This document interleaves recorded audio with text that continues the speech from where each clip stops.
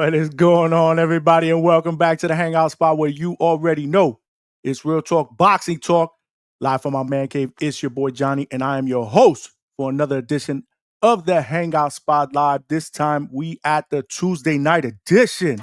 Let's get ready to rumble!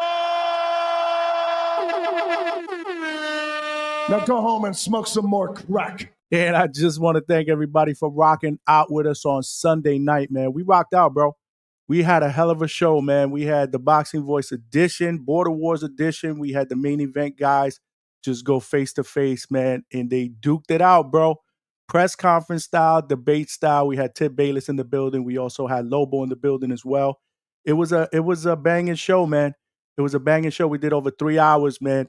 And the chat was cooking. We took callers. It was dope, man. If you haven't had a chance to check it out, make sure you check it out right now at the Hangout spot on YouTube, man. This is how we're doing it up. Last week, we had Adrian Clark, bro, manager of the WBO welterweight champion Brian Norman Jr. on the same show. We had Brian Norman Sr. join. And we also had on Thursday, man, lightweight prospect Derek Scooter Davis, bro, who's 6-0 with 6 knockouts, bro. If you haven't checked out any of those shows, any of my live interviews, boots to ground at the shows, make sure you check them out at the Hangout spot. And while you're there, make sure you subscribe and tell a friend to tell a friend, bro. This is how we doing it up in 2025. Today, we got another banger, bro. We got another great guest, man. We got former fighter and current co-trainer of one of the best fighters in the world, Terrence Bud Crawford. Bernie the Boxer is going to be in the building in just a couple of minutes. Yeah, man, we're going to talk that boxing shit, man. We're going to talk that boxing shit, man. I want to get inside the mind of one of the dudes that I've seen, man. He just loves his boxing shit, man. And he talks his boxing shit, you know, knowledgeable shit. And we're going to get it popping, man. We're going to get it popping. But before we do that, you already know the ground rules, man. If you're watching this live on YouTube, make sure you smash that like button, man, as it will help us get this channel into the algorithm of other boxing fans so they know we rock out every weeknight. Not every weeknight, but almost every weeknight, 9 p.m. Eastern Standard Times. We're also doing shows on the weekend. As you see, we did a show on Sunday. We're doing post-fight shows. We're doing call-in shows. It's popping up in here. If you're watching this live on Facebook, throw me a like. More importantly, come on over to YouTube and subscribe to the channel. Like I said, right now, we're looking to turn this train into a locomotive. And in order for us to do that, we're going to need some more passengers. So tell a friend to subscribe to the channel. And last but not least, you know the deal, man. I love when the chat cooks, man. The chat is going to cook today. But I will tell you, I'm expecting a lot of people in the chat. I can't sift through every single comment to pull out questions. So if you do have a question or a comment that you want to pose for our guest, Bernie the Boxer, I suggest the best way to do that is super chat, bro, because I do see those messages. They come out as a starred messages, and I will make sure that I read those. Plus, it provides your boy with a donation, bro. A donation never hurts, man. And if you want to make another donation or a separate donation on my Cash App, that is scrolling on the bottom of the screen as well. Anything helps.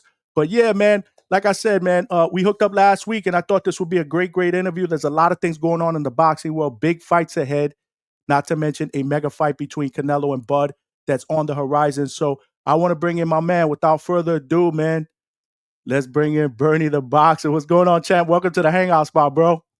Well, it's goody, man. Appreciate you for having me, man. Nah, man, I appreciate you coming on, man. I've always admired you, man.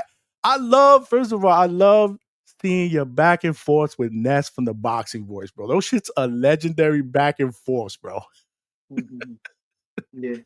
You guys been doing that shit for a minute too, man. And you guys don't hold back, bro. You guys don't hold back, man. Talk to me a little bit about some of those back and forths, man. Nah, cause they just be too phony with that shit. Everything that I'm doing is I'm coming with substance with everything that I'm doing. So I'm not gonna say nothing to just try to get a reaction out of somebody or something that I don't feel. And I feel like he do that. You know what I mean? So we done had our back and forth, but I don't feel like he got no integrity in his style and his show. So I mean that's it. So why they had to get on? That's why, you know, I really don't like to spaz, but when stupid shit, when people say dumbass shit or you know what I mean, I ain't gonna let that shit slide. And you know, so that's the only thing with Ness. But you know, he got a nice little setup. You feel me? And I feel like a lot of people then since I started, even though my show, I would say I call it, you know, whatever you call it, it ain't like how you got it nice set up. But I was trying, but I feel like I influenced a lot of people with everything that I done on there from every which way, the angle of the show. It might not have been the best production, but I definitely out and felt I done inspired a lot of people with the rise of with the talking boxing. But like I say, so when I'm coming with my show, when I'm talking, I'm coming with integrity. I'm not coming to make people, get underneath their skin and all that. So that's where we fell out. But he doing his thing, and you know, they terrible over there. Him and old boy. I don't, especially big boy. Two-tone, he trash too. I can't wait to. Now I ain't gonna say I can't wait to him, but like I say, if I get at them boys, well, I make a mincemeat out of them. Yeah, Nah, man, you're right. I've been watching you for a minute, man, and you've inspired me because you talk that real boxing shit. And that's the type of vibe that I want going on here. The reason why I call this channel the Hangout Spot is because I want it to be real boxing talk in a chill vibe. Like I want my guests, the people I'm interviewing, my community members, the people that follow me. I want them to feel that every show they chilling with me. They chilling with me yeah, right here in my man cave, just talking about the sport that we love. We kicking it with boxing. You know what I'm yeah, saying? Nice, chill, yeah, laid back vibe. But nah, man, I've been looking forward to this interview, like I said, because there's hella shit going on in the boxing world. You got fights, you got rumors. But first and foremost, I kind of want to give my audience to get to know you a little bit yeah, because your career is unique, right? Because you started yeah, out as a professional fighter, right? yeah, So yeah. before we get into Bernie the boxer, I want to get Mhm. into Bernard Baby Sting Davis, the That's right. fighter, 3 and Mhm. 0, 1 KO, fought Yeah, at featherweight. You started yeah, your career early. It was in 2005. That was your first fight. Then you had a 9-year layoff. You had 2 fights in 2024, and you haven't fought yet. So yeah, or you haven't fought again. I want yeah. you to walk me through, like, what inspired you to start boxing? And once you started boxing, walk me through that whole thing of why only 3 fights, the layoff, and then fast forward to what you're doing today. Yeah, well, like I say, boxing came to me at an early age, and I always had a fighting spirit, I guess. And so, a policeman seen me in the projects where I stayed. He called it Vietnam, and he told me to don't fight in the streets, go to the boxing gym. So I went to the gym and took a couple of friends, and as soon as I seen the boxing ring, I fell in love, and then like I say, I didn't go back to the gym because even that I was it was a gang infested area, back time. It was a real lot of gangs. And we was opposite gangs. A lot of guys on the bus was from the opposite gang. So I only went one day for that time, but it stuck with me going into the ring and shadow boxing and seeing the boxing ring. So it stuck with me. And then so I couldn't get back to the gym because I never even really asked nobody to take me. I never asked my mom or nothing. I just left after that. I didn't even pay no attention as far as going. But I started to read boxing about fifth grade. So that was like the fourth grade. And then like the fifth grade, I started to go to read about boxing because my grandmother, she told me about Joe Louis. And so when I heard about Joe Louis, I never heard of Joe Louis, even though when I say it like that, I never paid attention to it. Like I don't want to get off topic, but like I watched Coming to America 1,000 times, but I never put two and two together. You know what I'm saying? Say, Mhm. Joe. But anyway, so I started reading about Joe Louis, and I was actually intrigued with Muhammad Ali first because, of course, he made rhymes and he fight in a style that's pleasing. And actually, what really drew me to him was I first started reading boxing books when I was in the fourth grade. So I was going to Spring Lake, I think, and I got this book with Muhammad Ali, and it was all drawings. All of them was all sketch drawings, all the pictures. So I was an artist myself, so that drew me to it, like the art, the pictures. So then I started reading about Muhammad Ali just a little bit, one little book, kids book, but I told my grandmother, I was at my grandma's house, and like I said, well, I was telling her about Muhammad Ali. I don't know what he was talking about boxing, and she said, well, I never liked Muhammad Ali because he talked too much. And then she said, well, you ever heard of Joe Louis? I said, no. She said, yeah, Joe Louis was this and Joe Louis that.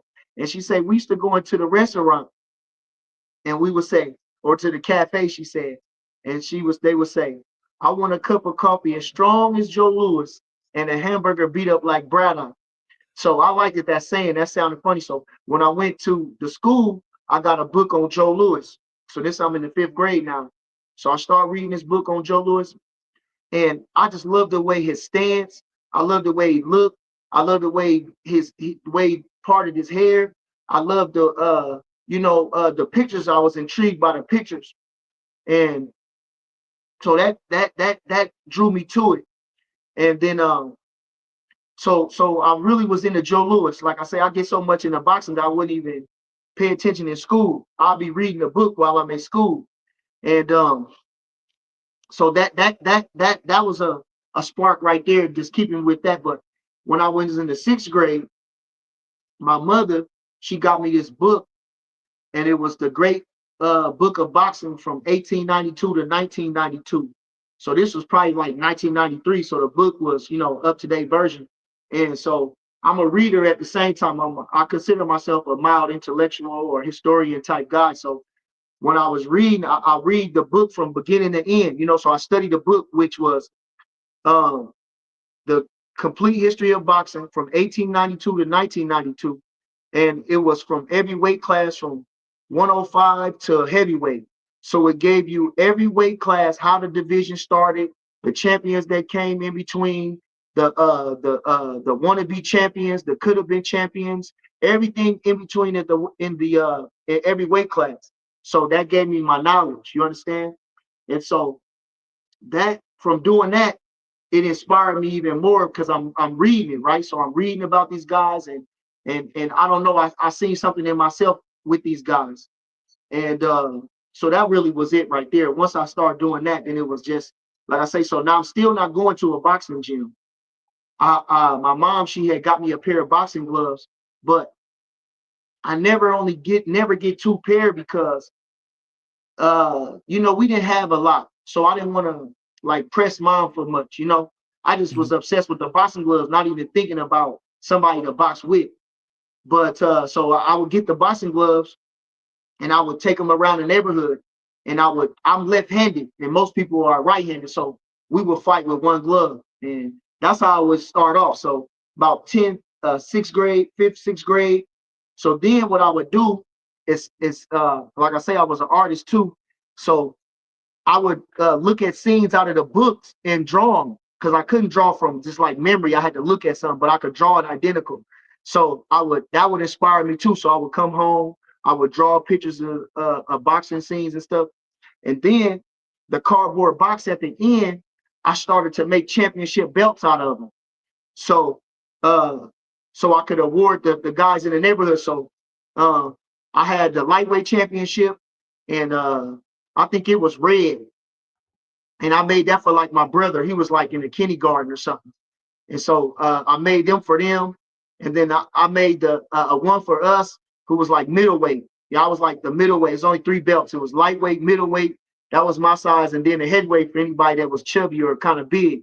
So I would make these belts and I would hand them out. You know what I'm saying? And, so that's what I was doing. And the kid, they would play first for a little bit, but I'm taking it serious. Everybody else, they doing it just cause. But after a while, they like, man, I don't want to do that shit. So but so then also I had so the second time I went to the boxing gym, I had my cousin's boyfriend. His name was Wallace Harper, which is why I take the moniker Baby Steen, because he's the original Baby Steen. And so he was like a big time guy, like he should have been world champ type guy, and so he would come to the house sometime, and I would rattle his brain with boxing history and stuff like that, but he didn't even know stuff like that. I'd be asking him all these questions thinking he know stuff, but he don't even know nothing. But so one day, well, I was not going to the gym because I still didn't have no ride or nothing secure. So he came and get me one day while I used to play basketball too. Of course, you're in the neighborhood. So we used to play basketball. So one day he comes out of the blue to pick me up to go to the gym. And so just so happened I'm at basketball practice, and he comes in and we get in trouble. So we all get in trouble at the basketball practice. So he comes in and he says, you want to go to the gym? I got off that bench quick as hell. I don't give a fuck if we ever play again. I'm going to the boxing gym. You know what I'm saying? So I went for the second time, and then I got to meet a couple guys in there and everything. But I still didn't have no ride. I still didn't have I didn't press nobody to take me. So That was the second time. And then so I still kept boxing, just doing my same little thing. And no, that was the 6th grade. So 7th grade, I really didn't do much, just watching boxing.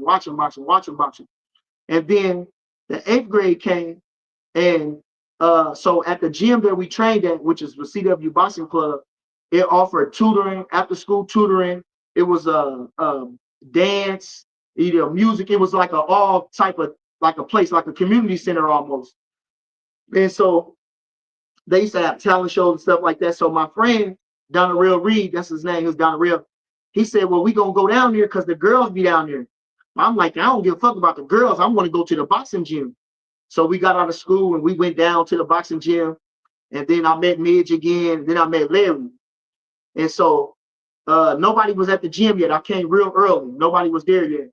And so he said, well, you know, you want to box? I told him, oh, I used to come. I went a couple of times and da. So we sitting around, nobody in the gym.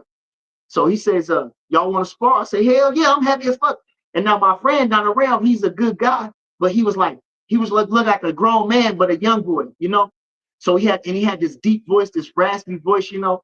And I, you know, I'm kind of handsome and small and, you know, smile a lot. So, you know, you might think, you know, so this guy, he looking like he tough, but I know he not tough like that because this is my friend. But anyway, we get up in there, right?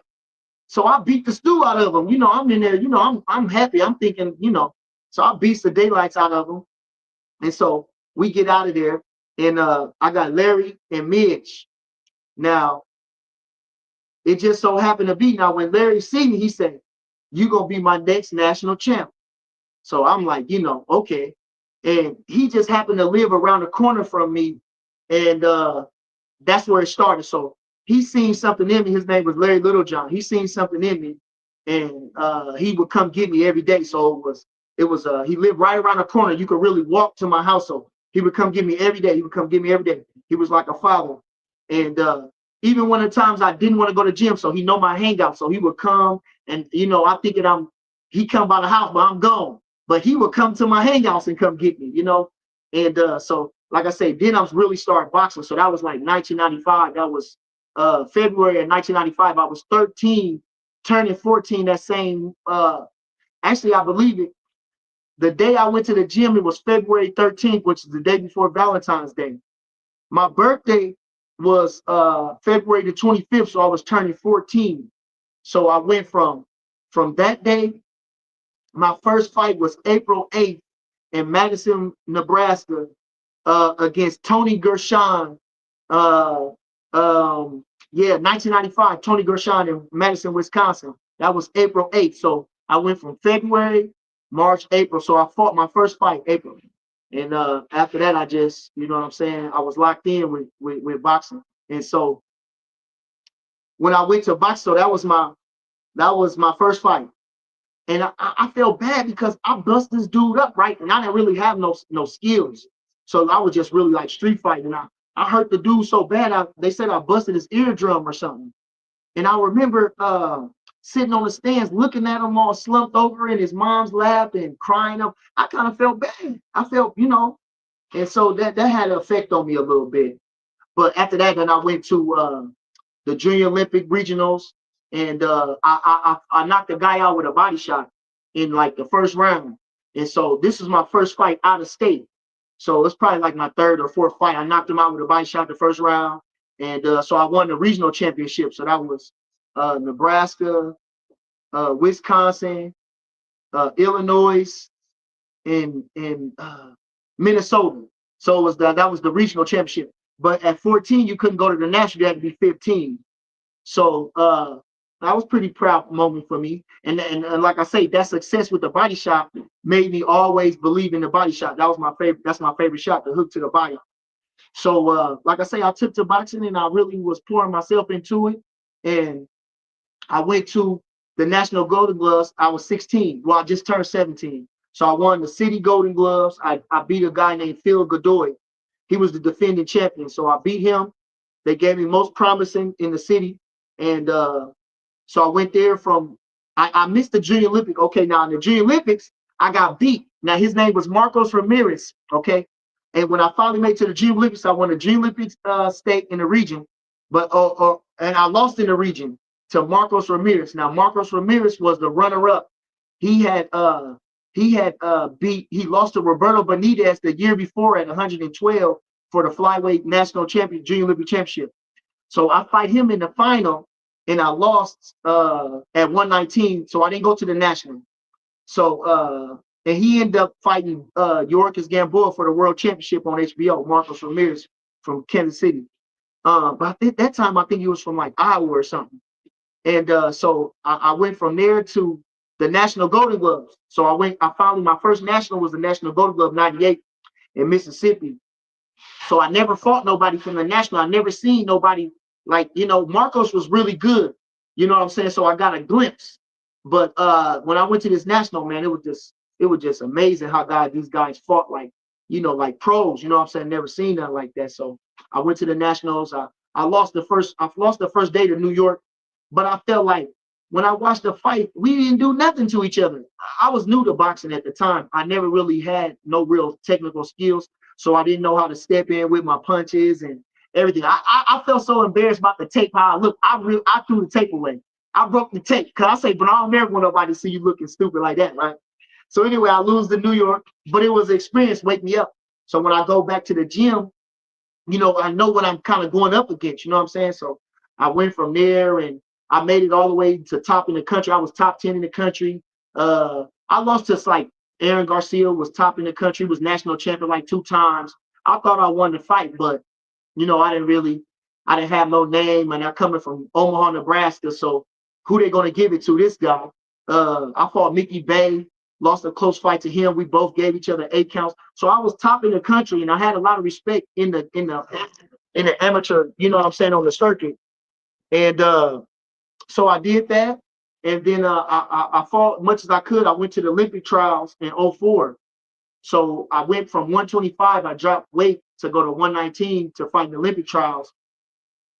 And I come up short in the trials. And so that was really much the max. I was 23 or something. So that was really like, I did everything you could do in the amateurs, besides go to Olympics or something like that. So I fought in the blue and gold. I went to California for a little while. I fought in the city golden and they state golden gloves. I lost to a kid, which again, I'm fighting in their hometown. His name was Richie Baltazar. He ended up being number 2 years in a row. He lost to Mark Davis every 2 years in a row for the national championship, the USA championship. Richie Baltazar, he ended up dying in a car accident though before he could really bloom. And so I fought in the city golden gloves there, or the state golden gloves. Then I fought in the blue and gold, the national blue and gold. In the finals, I lost to a kid from Coachella. Man, I know I won that championship. All I wanted to do was win the championship, a national championship. But even at that, I had put on such a show in the tournament. The first day, now I didn't go with no coach or nothing. I didn't know nobody. My partner, who ended up, we still friends to this day. His name is Saitel Wilborn. He was number 1 in the country at one time and a national champion a couple of times. He's from California. That's why I went out there, because he invited me out there. So I put on such a show the whole tournament. The first day, I kind of hard on myself. So I was saying to myself that I'm gonna be better. The referee was kind of mad at me or something. And so when my coach, which was the National Golden Glove coach for like 20 years, his name was Chuck Washington. He was like, they'll take this from you now. So you gotta be, you gotta tone down a little bit, I guess, which I didn't really know what I did wrong. So I was kind of worried, but he said, relax, don't worry about nothing, just keep doing your thing. So I forget about that. So I put on such a show for the tournament. When we making it to the final, so they got to give the blue or the gold uniform. So I got a blue uniform. So when you get the national championship, you side by side with your opponent. So we going together, and they take me out. So they take me by myself somewhere. So I'm like, well, damn, what I do? I'm thinking, fuck, I ain't did nothing. So the director of the tournament told me he wanted to personally give me the championship uniform himself. So we watched you, we thought you fought so good and this and that. We heard you come from Omaha, Nebraska. You ain't got no coach, you know what I'm saying? And, I'm putting on a hell of a show. So I'm like, okay, that's good. So I'm just happy. I was just glad I wasn't in trouble for real. So I gets out there and I boxed the hell out this guy, man. I was the aggressor. I was everything, man. They robbed me for the national championship. And so I was kind of down about that. That kind of had me kind of bitter just a little bit. But I knew I had to respect, and I thought that's a lot important. And the championship belt is a lot, but I figured I was a king without a crown, you know. So I didn't need a belt to tell me that I was good, or you know. So I make amends about that. Even though I truly wanted to be national champ, my whole goal was to be national champ for real. And I thought it would help me to propel me in my professional career, you know, because when we coming from Nebraska, you know, we was used as opponents, you know, or the talent level, you know what I'm saying? It was a gap, you know. So I had a couple of things going against me, but you know, I was a diligent student, so I did my homework and I did the best I could. And like I say, I thought I was the national champ. Even they told me I was national champ. Even when I went to the blue and gold, the coach told me when I beat, I mean, in the USA's, he said, Bernard, you won that fight because we was tight like that too. I was working with him in the Broadway boxing gym, so you know, what I mean, we were kind of had a rapport. And he told me I won the fight already. I couldn't believe he told me that, but maybe he saw that they was gonna rob me or something. I don't know. But anyway, so like I say, so as I'm going along, you know, at this time though, I'm in the streets too. So I'm boxing, but I'm in the streets. You know, I've been a gang member since I was 9 years old, and I've been in the streets since really then. You know, I live a double life. You know, my mom kind of know, but she don't really know the life that I live outside. You know, people who know me, you know what I'm saying, somewhere else.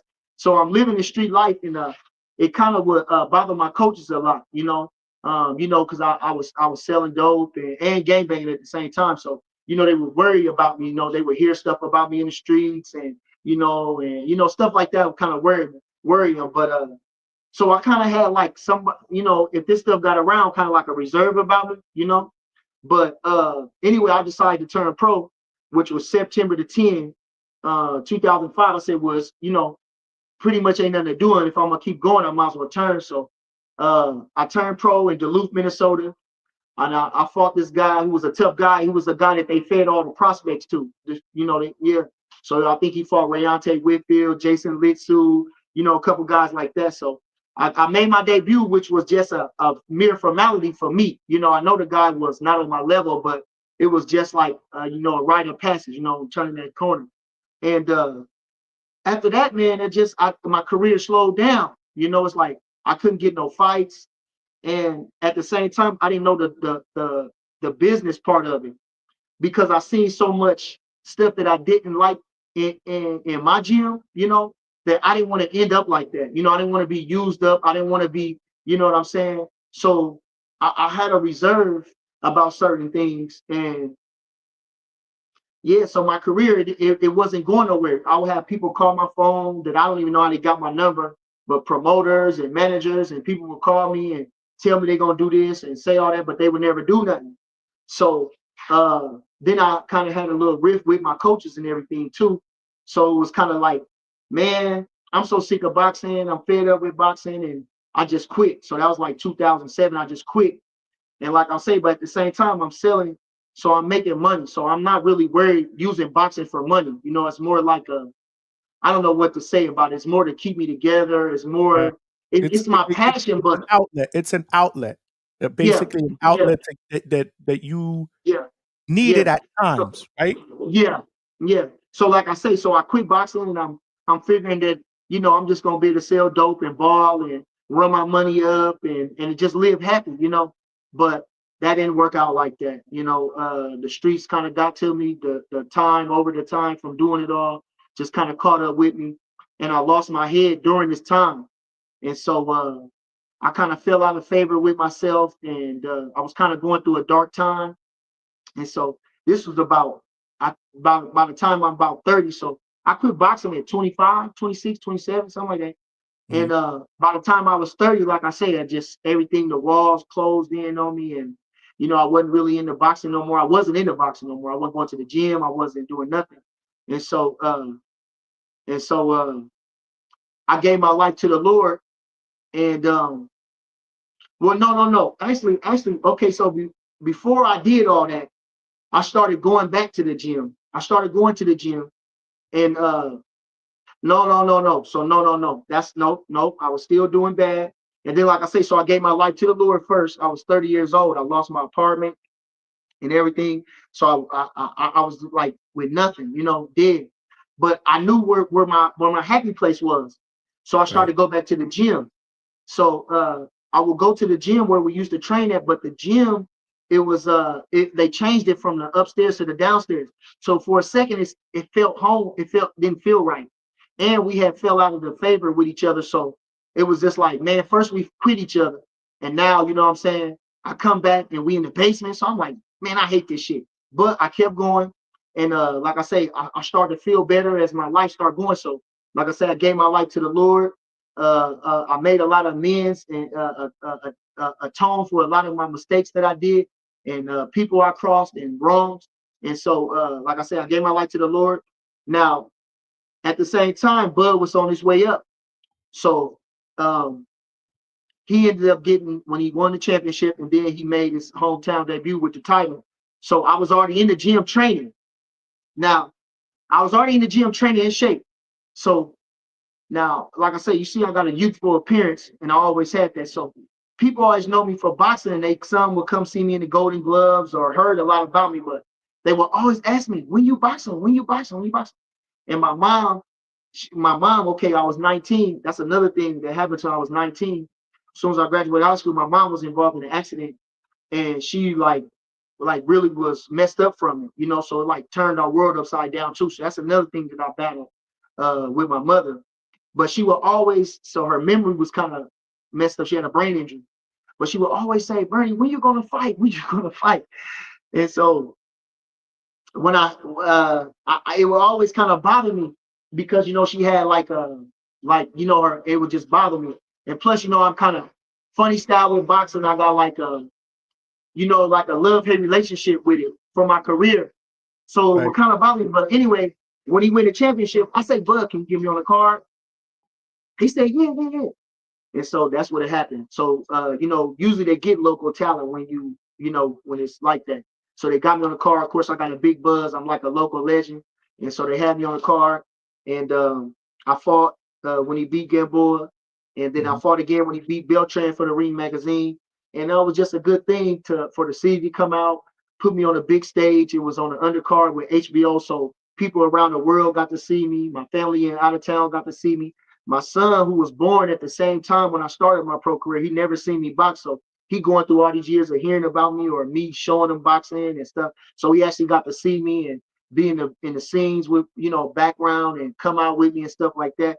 And my mom got to see me. So it was just a blessing, And I didn't keep fighting because at the same time, I'm not financially set at the time.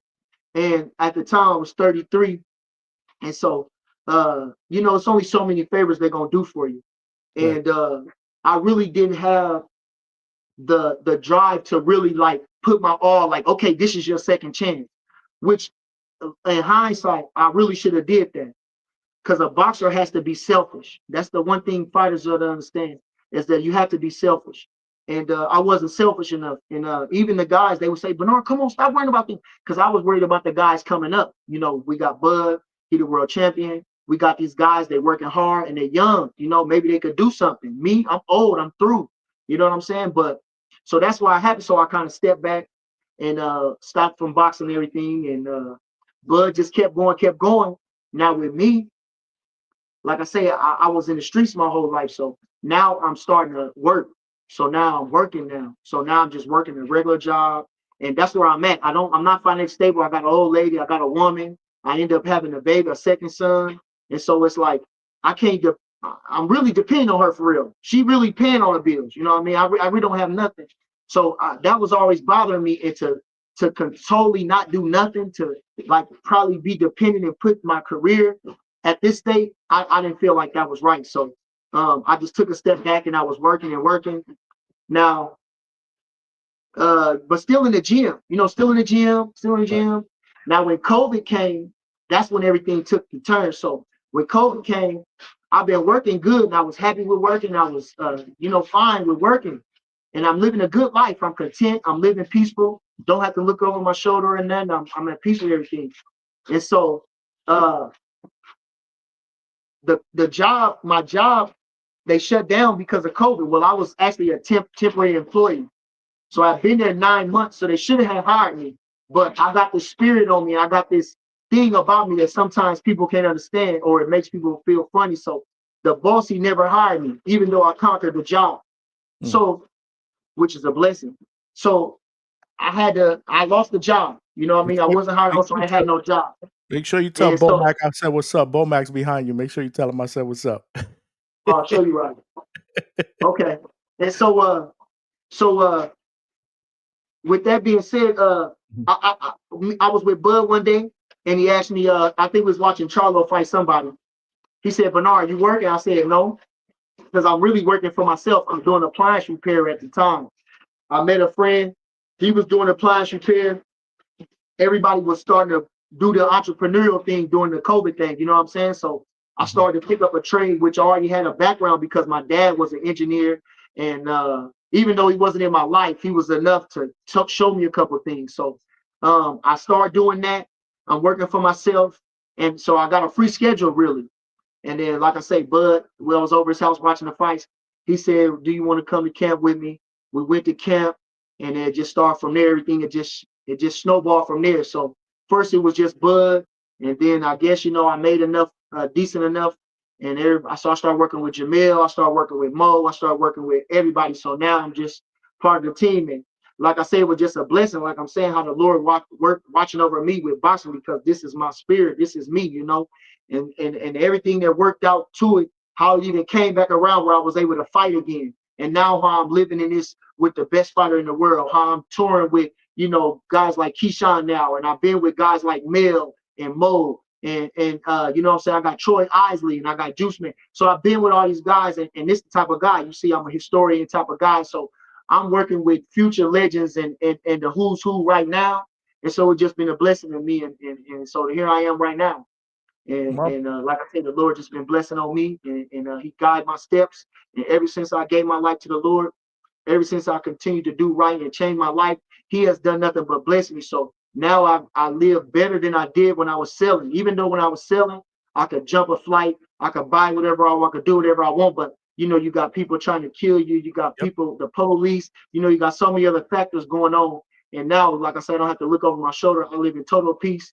You feel me? And so everything is just going right for me right now. And I just can't do nothing but thank the Lord and how it all worked out. My brother, I hold on. I just gotta give you a shout out, man. That was an amazing story, man. See, this is why I like to do these interviews, man, because I like to get into the mind of people that I admire, man, that been through adversity in life, that have overcome adversity. I think that your story is extremely inspiring. Like, I had a little bit of knowledge, but not a lot.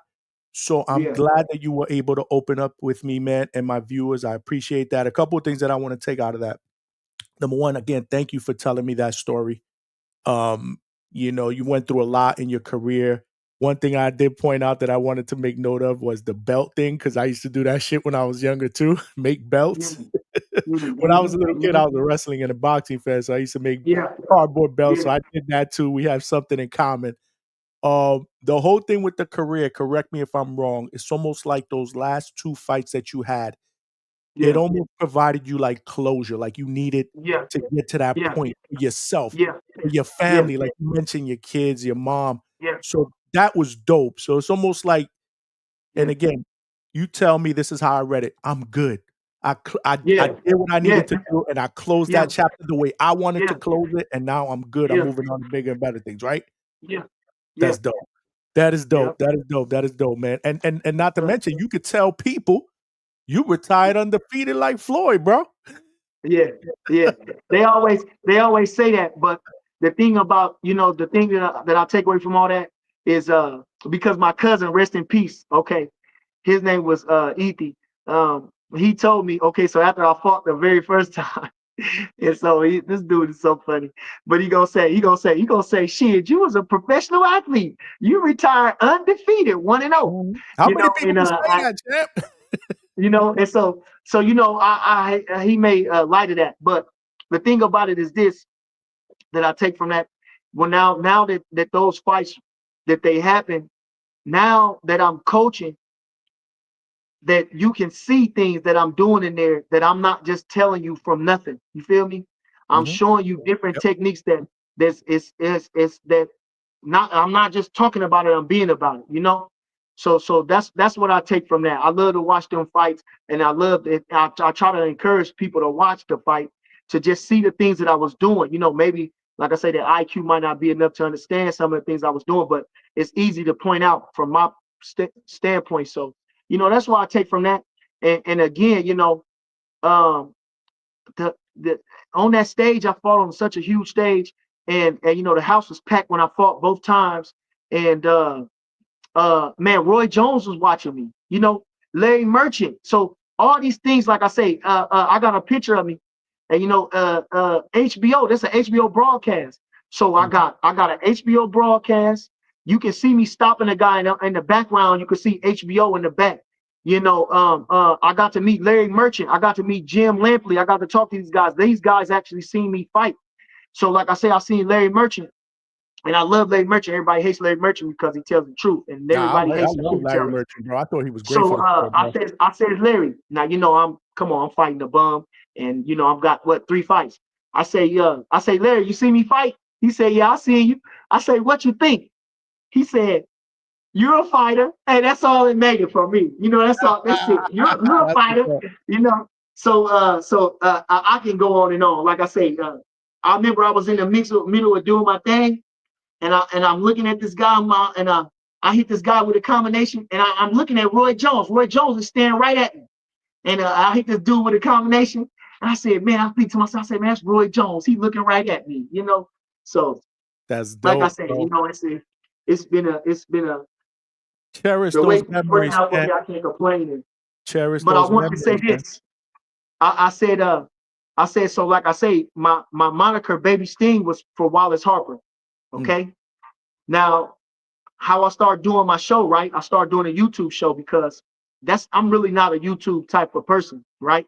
But I would read articles and I would watch some of this stuff because you know it's new, the phone and everything like that. But the stuff would get on my nerves. I'm like, damn, they talking Bud and these motherfuckers. So I started to go in on them, and that's how I started. You know, I started going in with Bud. I used his platform because obviously nobody knew me at the time, so I Mm. used his platform to go. But Bud is not like that. You know, at the time he was like real chill. He never wanted to speak out about nothing. He was real chill. And so the way I was coming at these guys, you know, it was like stirring the crazy. And Bud wanted to distance himself from that. You know, he didn't want to be like associated with that. So he stopped me. He's like, Bernard, you got to do your own thing. So then I had Red. They told me, Bernard, you got to do this yourself. So Red, shout out to Red Spikes. He got me because I had a flip phone because you know I come from the streets. So I had the Right. flip phone, and he got me the smartphone. So Red got me the smartphone, and then they started me up the Instagram account. So first I started with Instagram, doing it on Instagram, and then uh we was in training camp. They said you got to step it up. So then they went and got me a laptop. And then, like I say, I had my homegirl, Knockouts with Nika. She set up my page. She set up and then I had my cousin from Chicago. He, big real estate guy. He the one created my YouTube channel. Then she came and set my banner up. So it's all been kind of put together and everything like that. And that's what got me started with far as doing the YouTube stuff. And like I say, when I say, did you miss me? That's an ode to my cousin Ethan, rest in peace. Because we were big Martin fans. He was a big Martin fan, and if Yeah. you know that came from the what's his name? That dude, I, whatever it was, I the love host. You know Martin, what I bro. mean? So that's where that came from. So the Baby Sting is an ode to Wallace Harper. You feel me? And Did You Miss Me? That's an ode to my cousin. Rest in peace. He was murdered at a club, and so you know what I'm saying. That's how I do that, and that's how I got to where I'm at right now, man. Dope, man. Dope stories, man. My condolences, man. But yo, again, bro, you are opening it up, bro. You know, I appreciate that, man. We are here with Bernie the Boxer, baby. Bernie the Boxer is in the building, boy. We are doing it up here at the Hangout spot again. If you have not smashed that like button, make sure you do that. And Give me a second. Let me go. Hold on. Let me go get my ginger ale out the freezer. yeah, Hold yeah, up. yeah. Go ahead.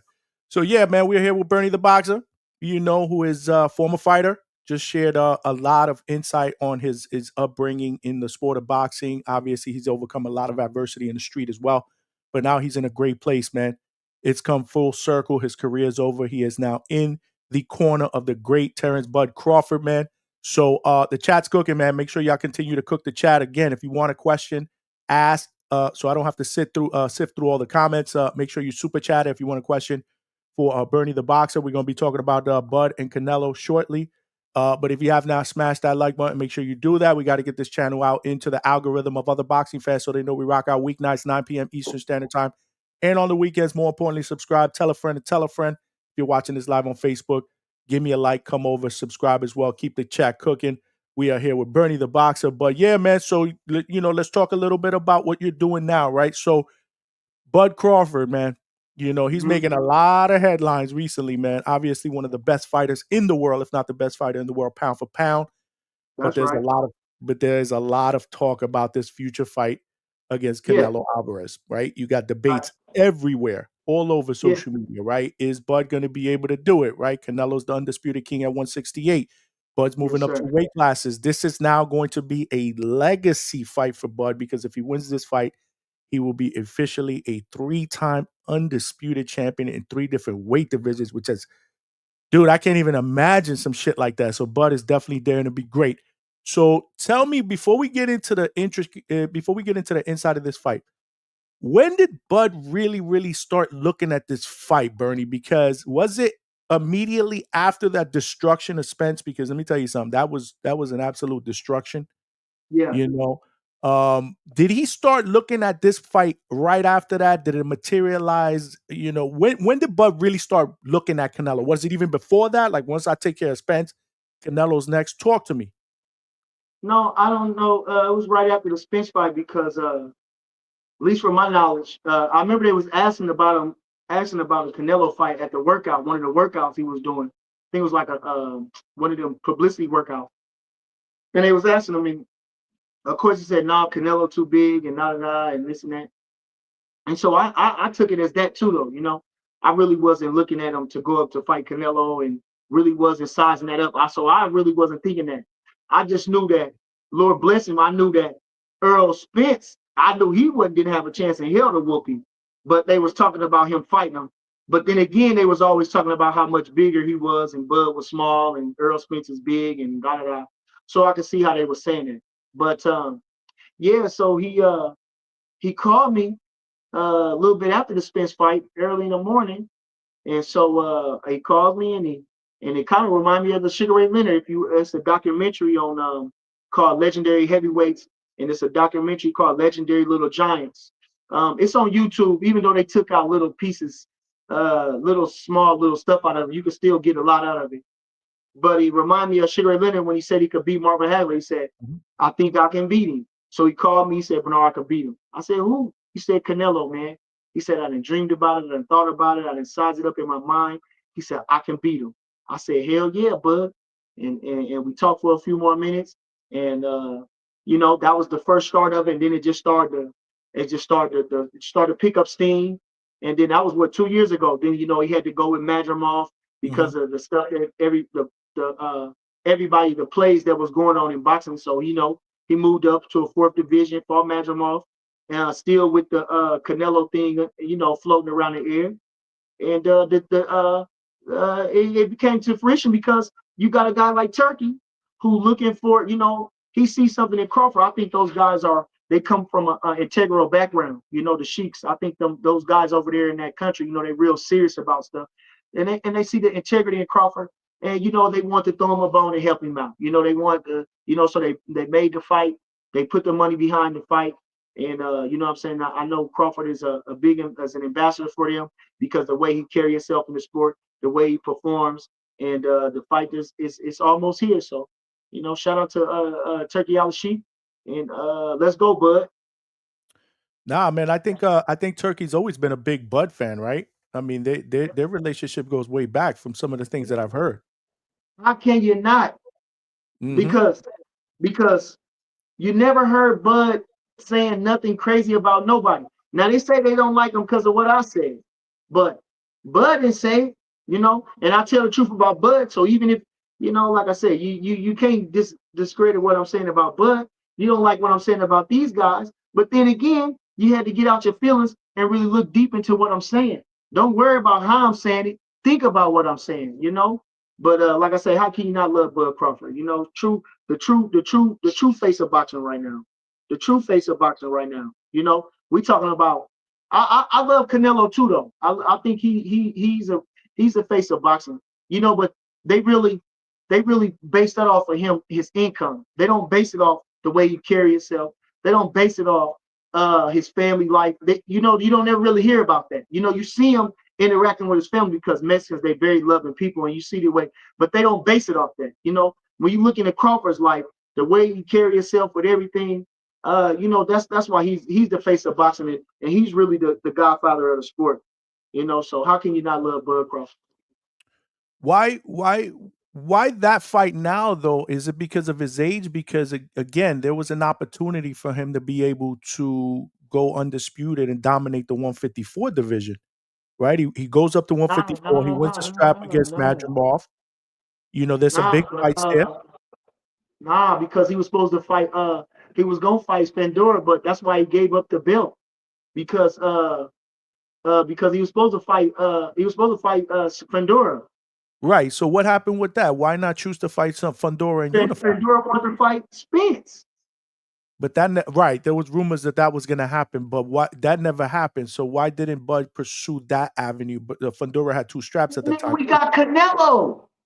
So, but that's what I'm trying to tell you. Is that the only reason why? Because the Canelo fight presented himself, or was there ever a thought that Bud would stay at Nah, because 154? it's Canelo, bro. I'm getting Okay, way more props, way more money. It's you know what I'm saying? It's a huge challenge. Just like that. Yeah. That's the number one thing. That's got the you, number got one you, thing. That's the got you. number one So thing. basically, that was Bud's goal after winning that fight against Madrimov. I want a Canelo fight. That was his goal, and he finally got it. That's what you're saying, right? Uh no, I'm saying no. He did say he could beat Canelo after the Mhm. Spence, but he was supposed to fight because the fight was for the WBO interim and the WBA Super Welterweight Championship, right? That's what's guaranteed him in line to fight Sebastian Fendora. But Fendora didn't want to fight him. He went somewhere else. Then he went somewhere else. He went to Tim Zoo. They didn't come back to Bud. And you know, it was so like I say, Canelo in the meantime, they skipped over them guys. Who was them guys compared to Canelo? No, you're right. You're right. I mean, that's the big fight. I mean, that's the big fight, obviously. And you know, Bud is obviously, you know, he's It 37 years takes old. on okay, it takes on a different light if Endura says, okay, I'm welcoming him. Okay, I want Crawford. I'm calling out Crawford. You know what I'm saying? They making my, you know what I mean? I'm not gonna drop the title to fight him. I'm gonna, you know what I mean? I'm gonna fight Crawford. You know, why would I fight Spence when Crawford ruined? I'm gonna fight Crawford. But he didn't want to do that. So Got you. that took the eyes off of that, you know. So Bud ain't gonna Okay, keep chasing him down. Okay, now you don't want to fight me. Now you didn't get that fight. Now you want to fight me? No. I'm not no leftovers type of motherfucker. You feel me? So fuck you. I got I'm gonna you. go on Okay. over there and get my shit. So now that makes sense. But if Fundora would have expressed the interest to fight Bud, that fight would have happened. That's what you're saying. But he really didn't. Okay. Okay. Now that makes sense. That makes perfect sense. That makes perfect sense. But um, so this Canelo fight, because I actually talked to Bud one time at Pro Box. I met him. Yeah. Again, if you guys haven't smashed that like button, make sure you do that. Tell a friend to subscribe to the Hangout spot. Keep the chat cooking. If you want a question or anything like that, like I said, I'm not really sifting through the chat. Super chat is the way to go if you want to ask a question. To Bernie the Boxer, we got him here live and direct. We're going to start talking about Canelo and Crawford in just a second. But so this fight against Canelo, again, you know, there's a lot of chatter going back and forth, right? Yeah, Canelo, who he is, man. You know, nobody can argue who he is in the history of boxing. He's now a two-time yeah. undisputed champion, 168. That's his natural weight division. Bud is moving up a couple weight classes, right? There's a lot of I won't say concern, that's his right? natural weight division. I say that's the division is the end. I won't say this is natural weight division. Well, 168, right? So that's the division that he's been campaigning in. So I think he was the perfect middleweight, but he wanted to challenge himself. A 54 or 60 pounder. I think that was been his perfect weight. so you think right? He's a small 168, is what you're saying. Yeah. Got you. But obviously we can't argue what he's done at 168, right? He's the king there. And he's Yeah. also, you know, money wise, one of the faces of boxing. So it makes sense Yes, for sir. Bud to be able to take this challenge, right? Again, if he wins this fight, he is a three-time undisputed champion, three different weight divisions. That's crazy. I'm gonna ask you a Yeah. question later on about where that will put him in the history of boxing. But before we get to that, talk to me, champ. For the people that think that size does matter in boxing, again, Bud's moving up 2 weight classes. I Yeah. want you to convince the people that think that size matters why Bud can beat Canelo moving up 2 weight classes. Well, I believe size does matter, and we seen that with Lomachenko versus Regandown. Okay, Mhm. now Lomachenko is already a small guy. Now then, when you seen Regandown, he was really small. Okay, now And you Rigondeaux moved up seen 2 weight that. classes too, if I'm not mistaken, right? Yeah, he went up Yep. 2 weight classes, right?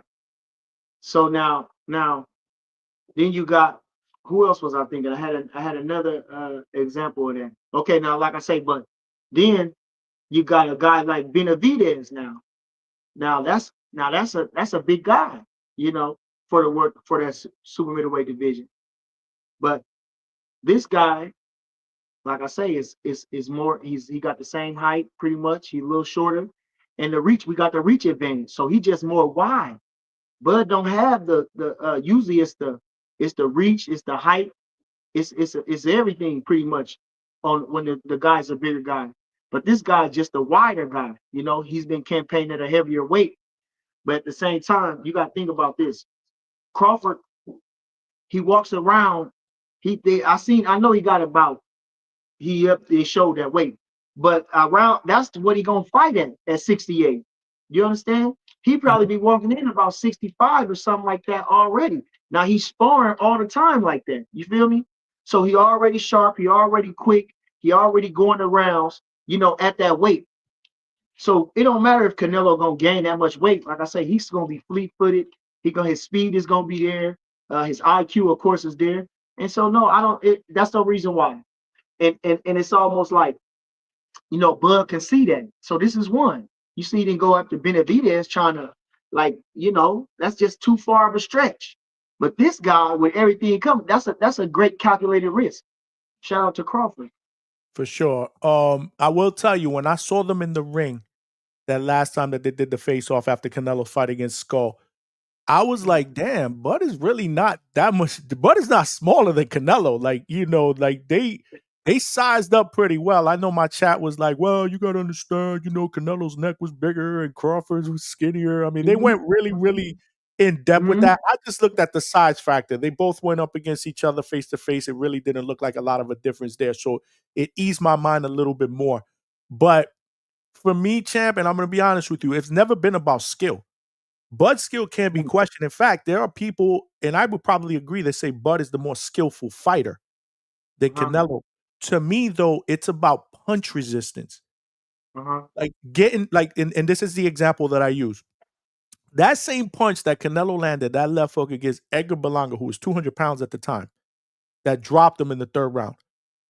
Mhm. What happens if Bud gets hit by that punch? That's my biggest concern. Are you guys worried about punch resistance? No, I mean, this guy do hit hard, but I mean, shit, Crawford, like I say, he sees something. He's confident in that. Crawford feel confident in that. This guy is a hard puncher, but I mean, we just gonna have to see. That's the whole intrigue, right? Everybody waiting to Absolutely. see. Everybody trying to wait and see. But first of all, usually you gotta don't see it to get hit. And Berlanga didn't see it. His IQ ain't sharp enough to see it. Um, He did you say he know, did say he didn't see that. You're right. He said, "I didn't see that shot in interviews." You're right about that. so like I say, when he hit Amir Khan like that, Amir Khan didn't see it. You know. So Crawford is doing his homework. He done studied this guy. He's steady studying this guy, and you really can write the book on him because he pretty simple pretty much, but he's a good slick boxer, puncher, and but like I say, he tailor made for Crawford, and we gonna box him to death, and the one thing that's gonna surprise him is Crawford's power Mm. because again the punches that you don't see. You understand? Everybody else too busy running and ducking and hiding. And ain't using their speed and their athleticism like Crawford gonna be able to do so. So we can't anticipate that. We can't not anticipate that. And like I say, that's what the boxing is about. So now it ain't just two guys that just fighting and one is good, they both good, and it's a lot at stake. It's a lot to be had in this fight. And we talking about the best guys, two faces of boxing, two of the very most accomplished boxers. And so, like I say, here we go. It's just, like I say, it's just. But Bud Crawford, out of all these guys that I name, is just a different animal. And it's not just me saying that. You got guys like Teddy Atlas. You got these guys that have been around. They've seen guys that I've never seen. They've been in places that I've never been. You know what I'm saying? And so these are the guys that's anointing this kid as that. And I can't do nothing but agree with him. Did you see you obviously you saw Canelo's last fight? Yeah. Did you think that he lost a step in that fight, or is that just a difficult type of fight to fight against with a guy that's doing a lot of movement? A lot Listen, of people saying he some was point running all over the ring. How do you break down that performance by Canelo for me? Because you be breaking shit down. Cook. he good. Canelo good. He did what he had to do. The guy made it easy for him. He didn't bring no fight to him. He didn't bring no fight to him. He trying to get lucky. He trying to punch and run. He trying to get lucky. Never did he stand and fight. Never did he try to. You gotta push the man back some. You see, Triple G, he pushed Canelo back a little bit. You know what I'm saying? You gotta, and Canelo got on the back, but you gotta have some presence in there. You gotta have some presence in there. I think even Amir Khan maybe pushed him back a little bit at some point. So you gotta put some offense out there to get your respect. And that guy didn't do that. So Canelo just went on. I feel like, and why not? Like I'm saying, that I got this big fight going up. I'm fighting this guy. You never know. You can't never take nothing for granted. But hell, he got in there and decided to run. He didn't engage me. Good. I don't tear no wear and tear on my body like that. I get a big check and I got some sparring in before the fight. Good.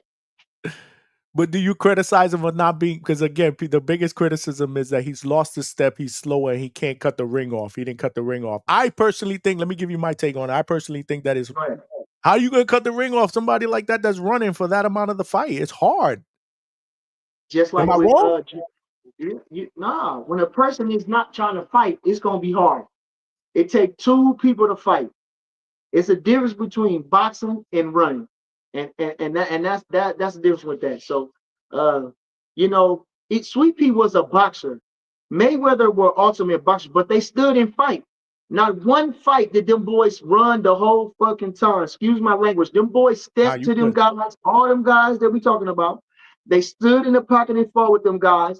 They made their presence felt in there. So when you got a guy, like I said, that's moving, almost like Jermaine Ortiz, what he did with T.O., it's gonna be hard to catch a guy like that. And who we talking about? This is a black guy, an athletic guy, and our athleticism is different. I mean, so if I'm Canelo, like I say, people want to see something in it too, and they also trying to look at to discredit Bud. And I'm saying this too, like I said this myself. Canelo doing the same old thing. He ain't put himself in no danger. Like I say, he he's not fighting people that can challenge him to up his level. You understand? Mm-hmm. So he's going along with the go along. And I feel like I say, man, get your ass out of boxing. We sick of you now. Fuck is you? You ain't doing nothing to wow us no more. You know what I'm saying? Fuck, what the fuck is you doing? And like I say, the thing that wow us is the intrigue in the matchups. Every time we fighting, you know what I'm saying? And true story, it was the same thing with Mayweather. It was the same thing with Mayweather, except that Mayweather got a better personality. I mean, he got I think Canelo got a great personality and great humor and everything like that. But again, he's a foreigner. You understand? So you got Mayweather, who, you know what I'm saying? He's along with the other American celebrities. You know what I'm saying? He got his aura is but people just coming out for that shit event. Ain't nobody thinking Mayweather gonna get beat. We coming to show and we put our clothes on, get drunk and have a good time. That's what we coming to show off and be around people when we going to watch Mayweather. That was it. He ain't got nobody to fight out. Them fights he gonna get beat. So we just watching Mayweather because it's something to do. It's a social event. You understand? And so the same thing is happening with Canelo. You know, he's not putting himself in no position like that. That's if he would have did that, he would have fought Benavidez. You know what I'm saying? Yep. But Benavidez talked his way out. However he did it, he didn't show the man no respect. And so now, like how things work out, it's Crawford. We gonna beat it. We gonna be undisputed. We gonna be something. We gonna be the best that ever did this shit. They gonna have to put us in that category. You know what I'm saying? They gonna have to put us in that category. He gonna be the one that stood out. He's the one that was kept out. He was the one that was put down. But you cannot stop what God got for you. And he rose to the top. You can never say, like he said, he moved mountains. You understand? David Benavidez was a mountain. You understand? He put his foot in his own mouth and God removed him. You understand? So he put him with us. And man, come on. You, like I said, man, this like, and I keep telling him, this like David versus Goliath.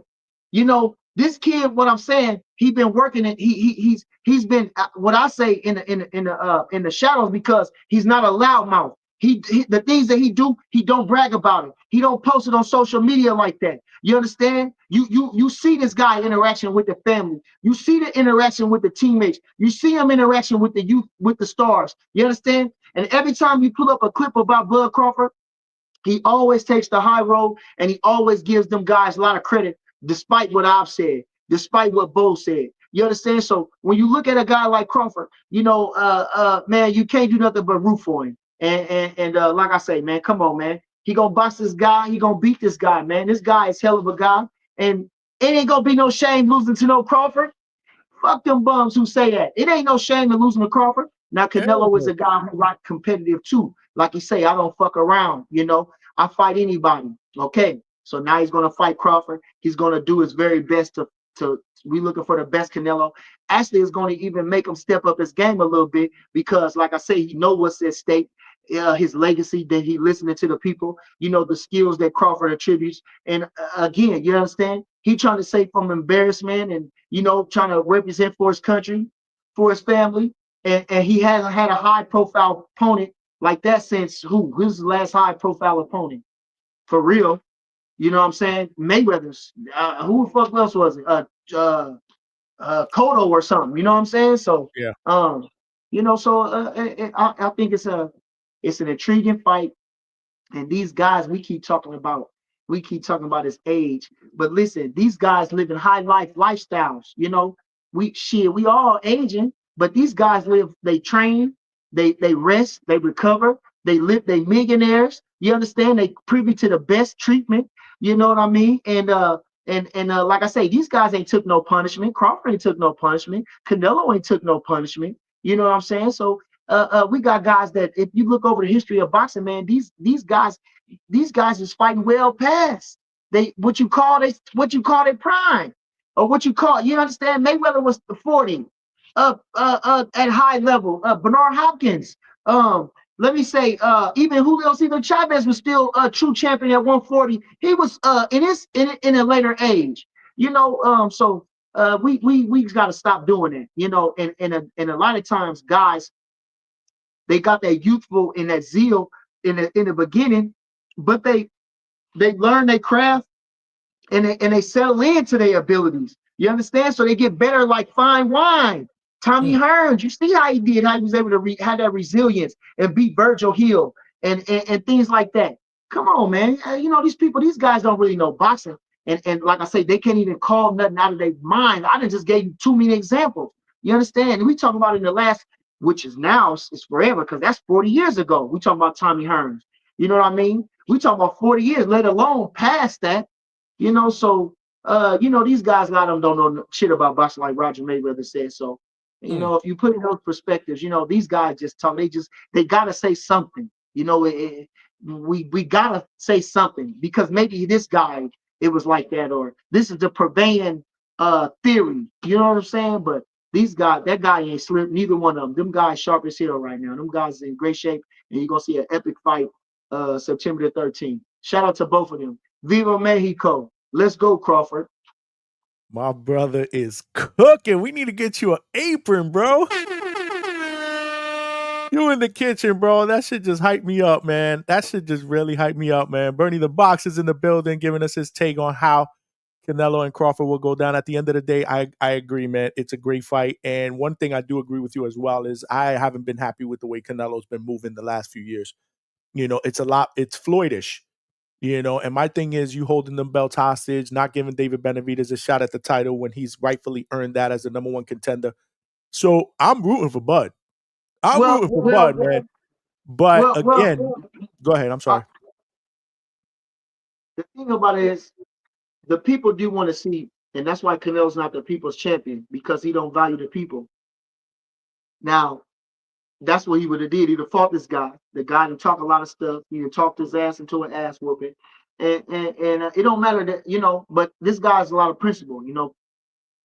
Canelo, like I say, he got a lot of, he's stand on business. He got a lot of principle. And at the same time, like I say, you making $300 million. Why not? This guy treating you with no respect. Why? When you should come graciously, because I've been way before you, bro. And you got to think about this. Even after all the time I've been, he did slack up with the they said the test or whatever. He did. So he really, but I kind of don't tend to think about the steroid thing, whatever they say. I kind of really don't think about that. But the way he done paid his dues, and like I said, my dad told me this: you get more bees with honey than you do with vinegar. You understand? So why not? Not only is he from your country, he's a legend in the sport. Why would you not show him respect in a way like that? Not in the ring, but outside of the ring, we a brotherhood at the same time. Right. So why not show him respect? He's where you trying to get to. You feel me? But you gotta understand too. He's trying to get a fight. It's old school, he's trying to get that fight. So maybe he's using that tactic to get that. It's boxing. No. That's not old school. You don't do that to people. No, that's not the way to get a fight every time. That's not the way to get the fight every time. Now, especially, now consider this. You talking stuff like that, but you don't even have nothing that I want. Because you lost your scale you lost your title on a scale, and you lost your title to dope. You ain't got nothing that I want. And you talking all this stuff, and you don't even really have a leg to stand on. You talking about them motherfuckers, and I don't give a fuck about what they say. That's the thing. I don't care about what they say, and you don't have shit to offer me. Beating you, it can go either way. They can say you wasn't ready. They gonna find a reason. They're gonna find a reason. So how important is it for a fighter to say, you know what, since the fans want this fight, because the fans are the ones clamoring for it, say, I'm gonna give the fans what they want. Tell me how important that is to today's fighter. I'm saying, but listen, a lot of people not like that. Like I said, you got a guy like Crawford who embodies the people's champion. You understand? Like I say, but Crawford doesn't have. Crawford was avoiding. See, when you got a guy like Tank, when you had a guy like Mayweather, when you got a guy like Canelo, they can pick and choose who they want. That's different, and they choose to do it. That's why you look less on them. When you got like Crawford, who can't, who's itching for the chance, not posturing for the chance. He's itching for the chance, but constantly being kept and held out. You understand? Come on now. And when he get his big chance, he blows through those guys, which he did. So these guys don't embody that, and again, it happened again at 54. I just told you. He'd rather fight Earl Spence than Crawford. Now, what does that say about him? You understand? Yeah. They're still talking about Earl Spence is the better draw than Crawford. And now where was his integrity at? We still talking. Why? How? When this motherfucker just beat him, nobody has gave a speech about a fight in the church. When Crawford beat Spence, like I say, Farrakhan was talking about it. Your head's cut off. Fix your camera. I want my viewers to see you, baby. He was everywhere when Crawford beat him. So if you could say that before that, you can use that as a way not to do it. But after that, he blew up Crawford like they keep telling everybody, keep telling him, oh, everybody respects you so much more now. Now you this, now you that, now you that. Okay. It took that for y'all to realize who I was. Okay, so now y'all know who I am. Like I say, come on, man. Crawford, he don't hang with them guys like that. But they call him and they talk to him, respect him, and they low key guys too. They be out the way. Crawford got so many connections. He's so popular. But like I say, this guy, what kind of integrity is that? He rather go fight this guy that lost and took a drubbing, not just lost a close decision, that took a drubbing instead of fight Crawford. So like I say, Crawford, he telling you like this: I'm not no punk ass motherfucker. Fuck you. I was gonna fight you. I was gonna fight that Tower Inferno motherfucker. I was gonna do that because I don't give a fuck. I take him lottie dottie. I'm gonna take that challenge, but he didn't want to fight him. So what he do? Okay, fuck you. Now you ain't no coming back, nigga. When we had the chance, motherfucker, when they put me in position for you really couldn't duck me, you decide to duck me, which is it's on you. Now I'm at Canelo. You know what I'm saying? So but what I'm saying with Canelo is this: David Benavidez didn't do himself no service by doing that, by losing the title for none of them reasons. The dope order weight, that was dumb. You know the title is your bargaining chip. That's the whole thing.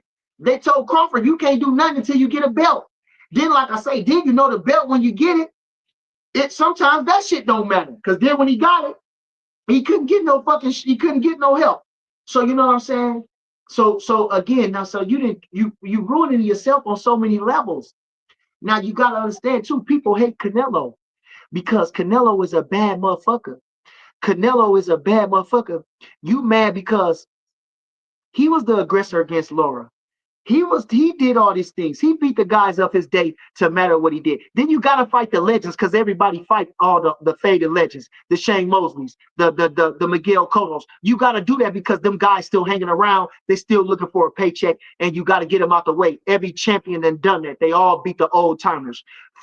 Sweet Pea beat Roger Mayweather. Come on, man. You know what I'm? Come on now. Sweet beat Zuma Nelson. You know what I'm saying? So you gotta do this, and Canelo did all that. You gotta beat the guys, your peers. That's your peers. He did that. Just like I say, Donald Curry, when he beat Milton McCrory, he became the undisputed worldwide champion. Now these guys ain't superstars that you remember, but at the time they was the guys. So you know what I'm saying. So that's why Donald Curry, his legacy still looms at that time. You know, so Canelo did everything that he could do, and he been legit with the shit. So you got people that hate Canelo. He dressed good as fuck. He fly as hell. He cool as fuck. You know what I'm saying? You know what I mean? He just a badass dude. So motherfuckers hate Canelo. You feel me? He making more money than everybody ever fucking made. You know what I'm saying? Him and Mayweather's the only ones. They make $300 million in 5 fights, 6 fights. They the only two. So you got to give Canelo a lot of credit. He fought that boy Mayweather. He fought him when he really wasn't even ready. He gave him a decent fight, and then he got better. He didn't go down. He got better. He started using shit. He took Mayweather style a little bit. He started using Mayweather style in the ring. He got sharper. Motherfuckers don't get sharp. He got better. Man, come on. He went up. He been champ ever since then. That been 10 more years. He was 22, 23. He 33 now. He been on top for 10 years. You can't say nobody beat Beaver. He tapped in the death. Okay. Then at the same time, they try to talk about that. They was glad that he got his ass beat, but before the fight, they were saying he was cherry picking. I go back on my show. I told you that Bebo was 25 years old. He'd been a champion for 5 years almost, or something like that. Made like 5 title defenses. And this kid is big, young, and motherfucker, he just got the title, and he can box his ass off. You can see that clear. Canelo, the smaller guy, he took the challenge. Everybody talk shit about Canelo. He cherry picking. That was the fight. That was the motherfucker right there. Come on now. He gave a good account of himself. He got outclassed, but he kept, so come on. Like I say, people just hate on Canelo. Some people just hate you for no reason because you're a fly ass nigga, man. And Canelo is a fly ass nigga. They always gonna hate the dude on top. And again, I've always been a Canelo guy. His resume can't be questioned. I mean, he's arguably the best Mexican fighter that ever lived. I mean, you can have that conversation. I'm sure Mexicans. I ain't gonna say that. Right. I'm sure Mexicans will say Chavez. Some people, well, at least he's in the conversation now. He can make modern era, yeah. Of the modern era, yeah. Yeah. Of the modern era. But I can see his. Let me say this: his skill set is not. He's cold, but his skill set ain't like incomparable. His skill set ain't incomparable. Now he was able to win them undisputed titles and accomplish what he did, but I don't. like I say, pound for pound, I don't think he was ever pound for pound the best fighter in the world, even though they had him. I don't think Mhm. he could win on every weight division. I don't think he was a heavyweight. His skill set would translate and he would win. No, I don't believe that. I don't believe that. I don't believe that. No. Nah, I feel So you. I feel you. I feel you. If so, Bud wins this fight. yeah. Where does that put him in the history? And will this be sort of the culmination where he just drops the mic and like, yo, I ain't got nothing else to prove no more. I'm done. Do you see something like that happening, or do we see him again if he wins again? If he wins, Could be. But like I say, from the only one that's able to do it, and maybe through his faith, is Andre Ward. But you see, you got Floyd coming back, you got Pacquiao coming back, you got Kovalev that came back. You had Bernard Hopkins kept going, even though he said he promised his mama he wasn't gonna fight no more after he won the title, and he still broke that promise. So it could and it couldn't be. I don't know what's going to be next for him. You know what I'm saying? Never know. Fighters are restless guys. That's why they keep coming back. That's their own identity. And I don't think it's always about the money. Like I said, they said Sugar Ray Leonard, he had the money, he had the family, he had the boat, he had everything, but he didn't have boxing. And I can relate to that because it's the same way with me. Like I said, I told you, I figured, well, hell, I'm just going to be a baller. Shit, I'm just going to sell dope, live life, smoke weed, chill, go do what I want, just ball. I ain't got no financial trouble, and I'm gonna be happy. But that wasn't true, and things didn't come right back for me till boxing. But like I said, with Crawford, he made a lot of money, and I'm hoping that he can find a way, whether it's coaching, mentoring, something. You know what I mean? But I think Crawford too. He didn't made a lot in this sport, and he probably it's conceivable. But with his fighting spirit, I don't know. But again, there's after Canelo, that's the crest of the crest. You feel me? These guys are still making their way, and so I don't think he would. Uh, I would say risk against young bucks like Floyd did. You know what I'm saying? It's really no need for yeah. that. So it could be a drop the mic thing. Mm. That would be one hell of a way to drop the mic, bro. Again, undisputed in the third weight class, it will put him in the history. I mean, he'd be up there as one of the greatest fighters, in the history of the sport as far as accomplishments, undefeated. I mean, I'm not sure there's anything more to do unless he wanted to go after that Floyd undefeated 50-0 thing. But that's far fetched. Not with the H factor, he'd have to fight a lot, to But be able to do that. but the I don't think the 50-0 really means nothing. Everybody keeps saying Mhm. he just Mayweather was just undefeated. Right. I don't. The 50-0 is. I doesn't mean No, anything to me. I'm just saying because I know Bud is a super competitor. Like I've but seen videos. I don't know him. I've met him one time. Great dude. But I mean, this dude. I mean, if you think if people say you can beat him in ping pong, if people say you can beat him in whatever, he's super competitive. You can attest to that, right? yeah, but this is the thing. Competitive in what area? He just never been beat. So we just both undefeated. You Right. understand? Don't matter if you got more fights than me. You're older than me. You started before me. You know what I mean? You had a big head start before me. You had a lot of more opportunities than me. So of course, you know what I'm saying, you probably gonna have more fights than me. But we both undefeated, and you know what I mean. We look at it the same in a close light. So shout out to Nah, Bud man. Crawford again, people's Hell champs. yeah. Hell yeah, man. Shout out to Bud, man. That's gonna be one hell of a fight, man. I can't wait for it, man. I can't fucking wait for it. I wish it was tomorrow, man. It's in September. We got a long way to go, but I wish Bud nothing but the best, man. I'm riding, man. Y'all my peoples, man. But and I'm here with Bernie the Boxer, y'all. I'm here with Bernie the Boxer's in the building. You got some time? You still got some more time? Let's go, baby. So talk to me a little bit. Let's pivot a little bit because there's a lot of stablemates over there, man.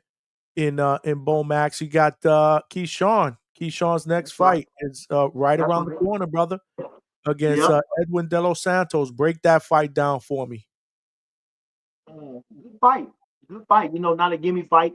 We fighting a young guy, strong, hard punching guy. Got a lot of buzz.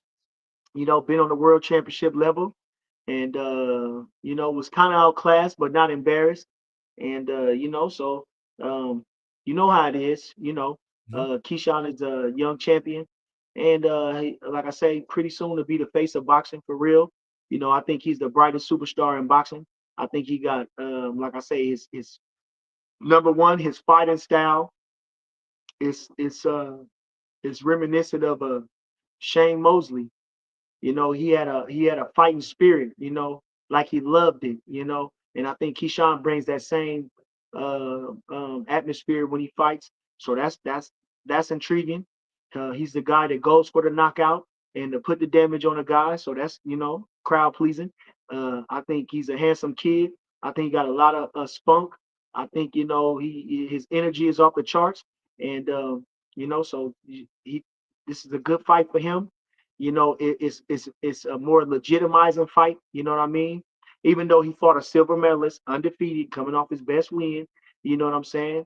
Now we fighting a bigger guy, a younger guy with power and everything like that. So he's just making his way. This is a great first title defense.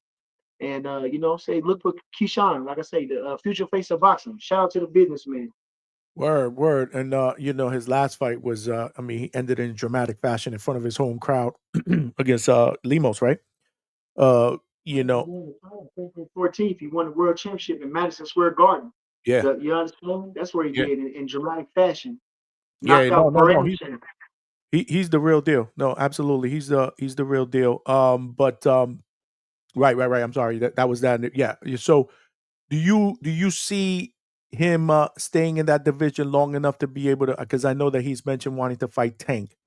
Do you see a potential fight like that happening? I mean, yeah. Hell yeah, the sky's the limit for Keyshawn, He must see TV. You know what I'm saying? But when you be running through these guys like that, they're gonna want to see you with a guy like Tank. You know what I'm saying? And like I said, Keyshawn, I think he can 135. He's still making it real easy. No, he don't have no trouble. That's another He's question I 26 was going years to ask old. you. How comfortable is he at the weight? Great, great. He probably he might be at this point right now. He might be less than 10 pounds over the weight right now. So Okay. I don't even think he 145. I think he was like 43 or something. Yeah, right now. So shoot, he ain't even 10 pounds over 35 right now. So he works hard, and he got a slender stature, and it ain't no trouble with him making weight. I feel like he gonna be Bruce Lee at this shit. I feel like he's gonna be like Bruce Lee. Bruce Lee was a perfect fighting machine. You know what I'm saying? When he was 5'7", 140, no fat. I could see Keyshawn doing the same thing, being just like that Bruce Lee in this shit. No doubt, no doubt, man. No, I like Keyshawn, man. I think he's explosive, man. He's great for the sport. And the thing I like about him is the limited amount of fights, what he's accomplished. He's obviously a world champion, but he's not afraid to call out the big names, bro. He's wanted that smoke Nah, with Tio. He yeah, wants that smoke with Tank. And yeah. those are the fights that we want to see him at. That's why I'm glad that you said that he's comfortable at that weight, because you know how it is. Sometimes they have the tendency to over, to out, the weight, they get too big for the weight, right? Yeah, But there's still a yeah, lot of smoke at 135 is what I'm talking about. There's a lot of good fights for him at 135. He got his brother fighting on there too, right, Kelvin? yeah. Kelvin fighting. He's fighting. Albright not Not here. Albright, Albright. bro. That's going He's to be a fighting hell of a fight. Albright. Keyshawn Yep. fought him. So this is the Yeah. second Davis. This is the second David brother that Albright is fighting, and he's a good fighter as well. That's a good fight. I'm looking for a break out performance for Kelvin. We merging from prospect to contender with this performance. The WBO Continental America's title was on the line, so we got a little strap on the line. Of course, we're gonna put on for the hometown fans. And Kelvin, he's very motivated. I'm telling you the truth. He's very motivated to succeed and to add to the Davis legacy. You know what I mean? Keyshawn then made it to the championship and has been leading the way. And he's on the same trajectory. So all of them, all three of them. But Kills, he's like I say, he's merging from prospect to contender with this one. I'm looking for a breakout performance with him, and I can't wait to see him strapped up. No doubt, no doubt. That's going to be a great card. I think Abdullah Mason is on that card as well against Jeremiah Abdullah Nakathia. Mason. Then you got Troy, Mega Troy, Transformer, Hmm. middleweight contender. Yep. On his way up. Like I say, 2020 Olympian as well. I think he was 14-0. This might be his 15 fight. So you got Megatroid going up.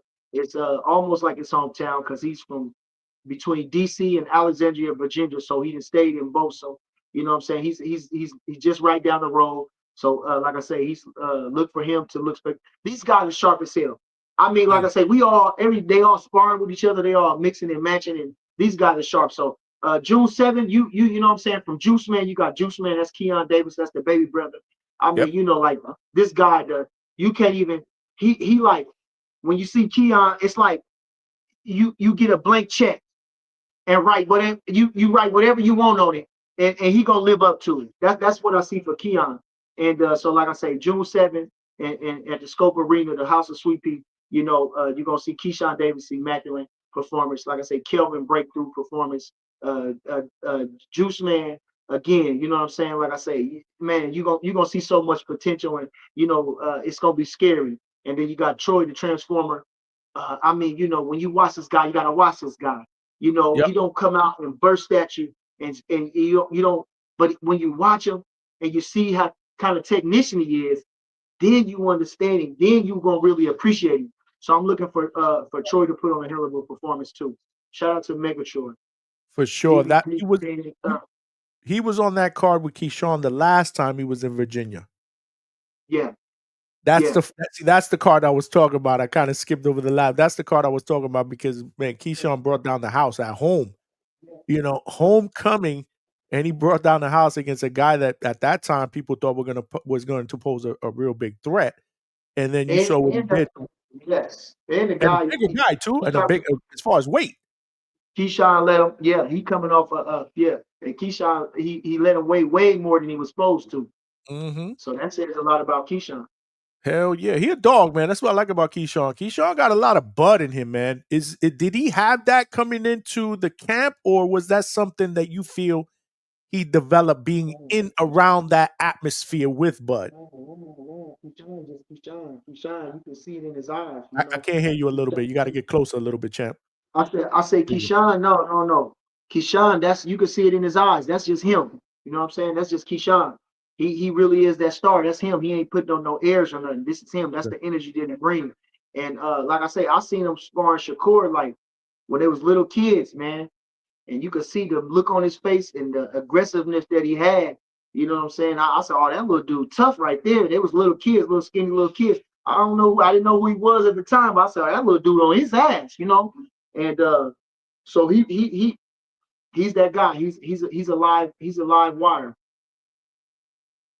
I agree. But that's good to hear. That's really good to hear. Since we're talking about some of the younger talent, right, on that card as well, Abdullah, the Keyshawn brothers. Yeah. Give me your take on maybe 5 of young, up and coming, aspiring fighters that you're personally excited about. Well, my favorite young fighter is Bam. Bam Rodriguez. Bam Rodriguez is my favorite. Okay, at the He's a low. pound Okay. for pounder. He's a pound for pounder. Do you Uh, have him on your top 10 pound for pound list? Hell, motherfucker, yeah, I got him in the top 3. That's what's really okay. That's Yeah. dope because again, a lot of hardcores, and I'm glad you mentioned that, champ, because a lot of hardcores not hardcores, I'm sorry, casual fans don't really pay respect to the little guys, bro. Like it's the hardcores. Like there's one of my boys called the Boxing Maniac. I have him on the channel every now and then. He calls people that don't pay attention to the smaller weight classes are just casual hardcores. You know, you Yeah. got to pay attention to the lower weight classes. So, skill wise, you have him that up in the pound for pound list. Can you tell my viewers why? I mean, shit, Bam, he got everything. I mean,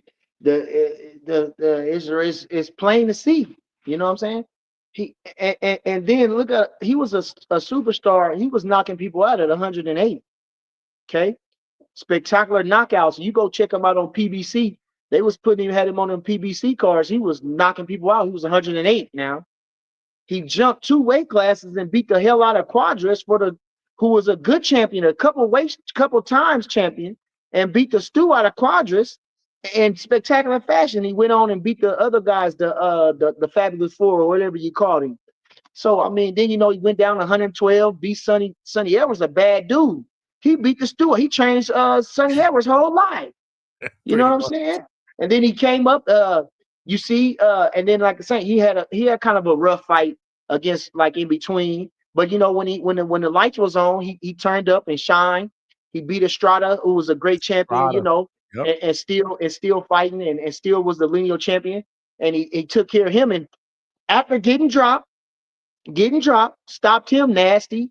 You know what I'm saying? So he didn't show adversity. He didn't show he can hang with, you know, these guys, like I say, they smart guys. Estrada, you know, these guys are smart. These guys been in the ring, you know, they didn't mix it up with the best of each other.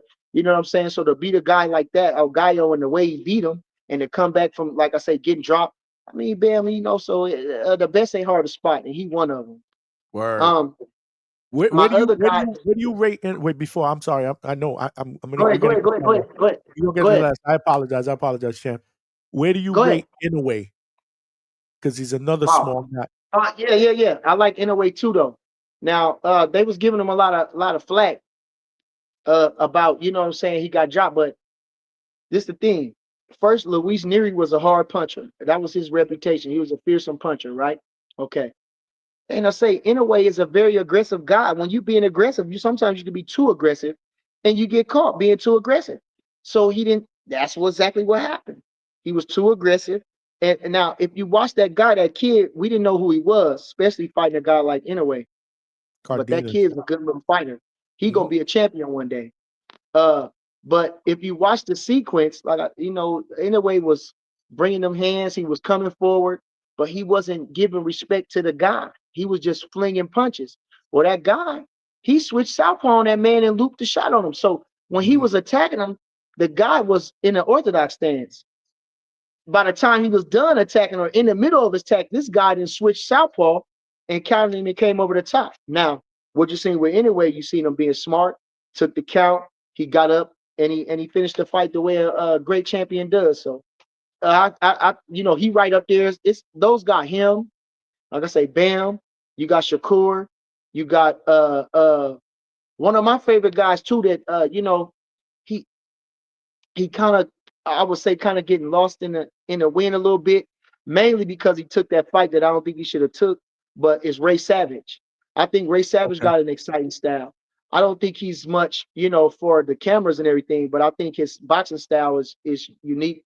And you know, he do knock people out, he knocks people down, and he put on great performances. You know, he had that breakout performance, or you know, that fighter of the year performance when he won a title. And so I think a lot about Ray Savage too. Um, That's a good one. uh, He goes under the uh, radar. That's a really good one.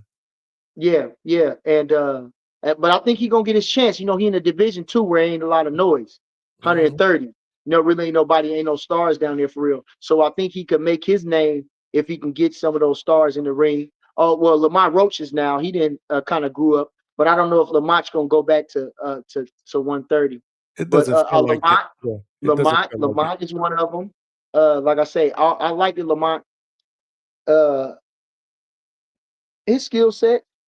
It made him go up higher on Tank. Mm. But I was watching fights with him, and I think he was good, but I don't some stuff that I didn't like that he do. But he was successful, and so I look at him in a different light now. And I was hoping that he won, but I like Lamont Roach. He didn't got better. He took a loss against Jamel Herring and came back strong. He beat Hector Garcia, who was a good champion at the time.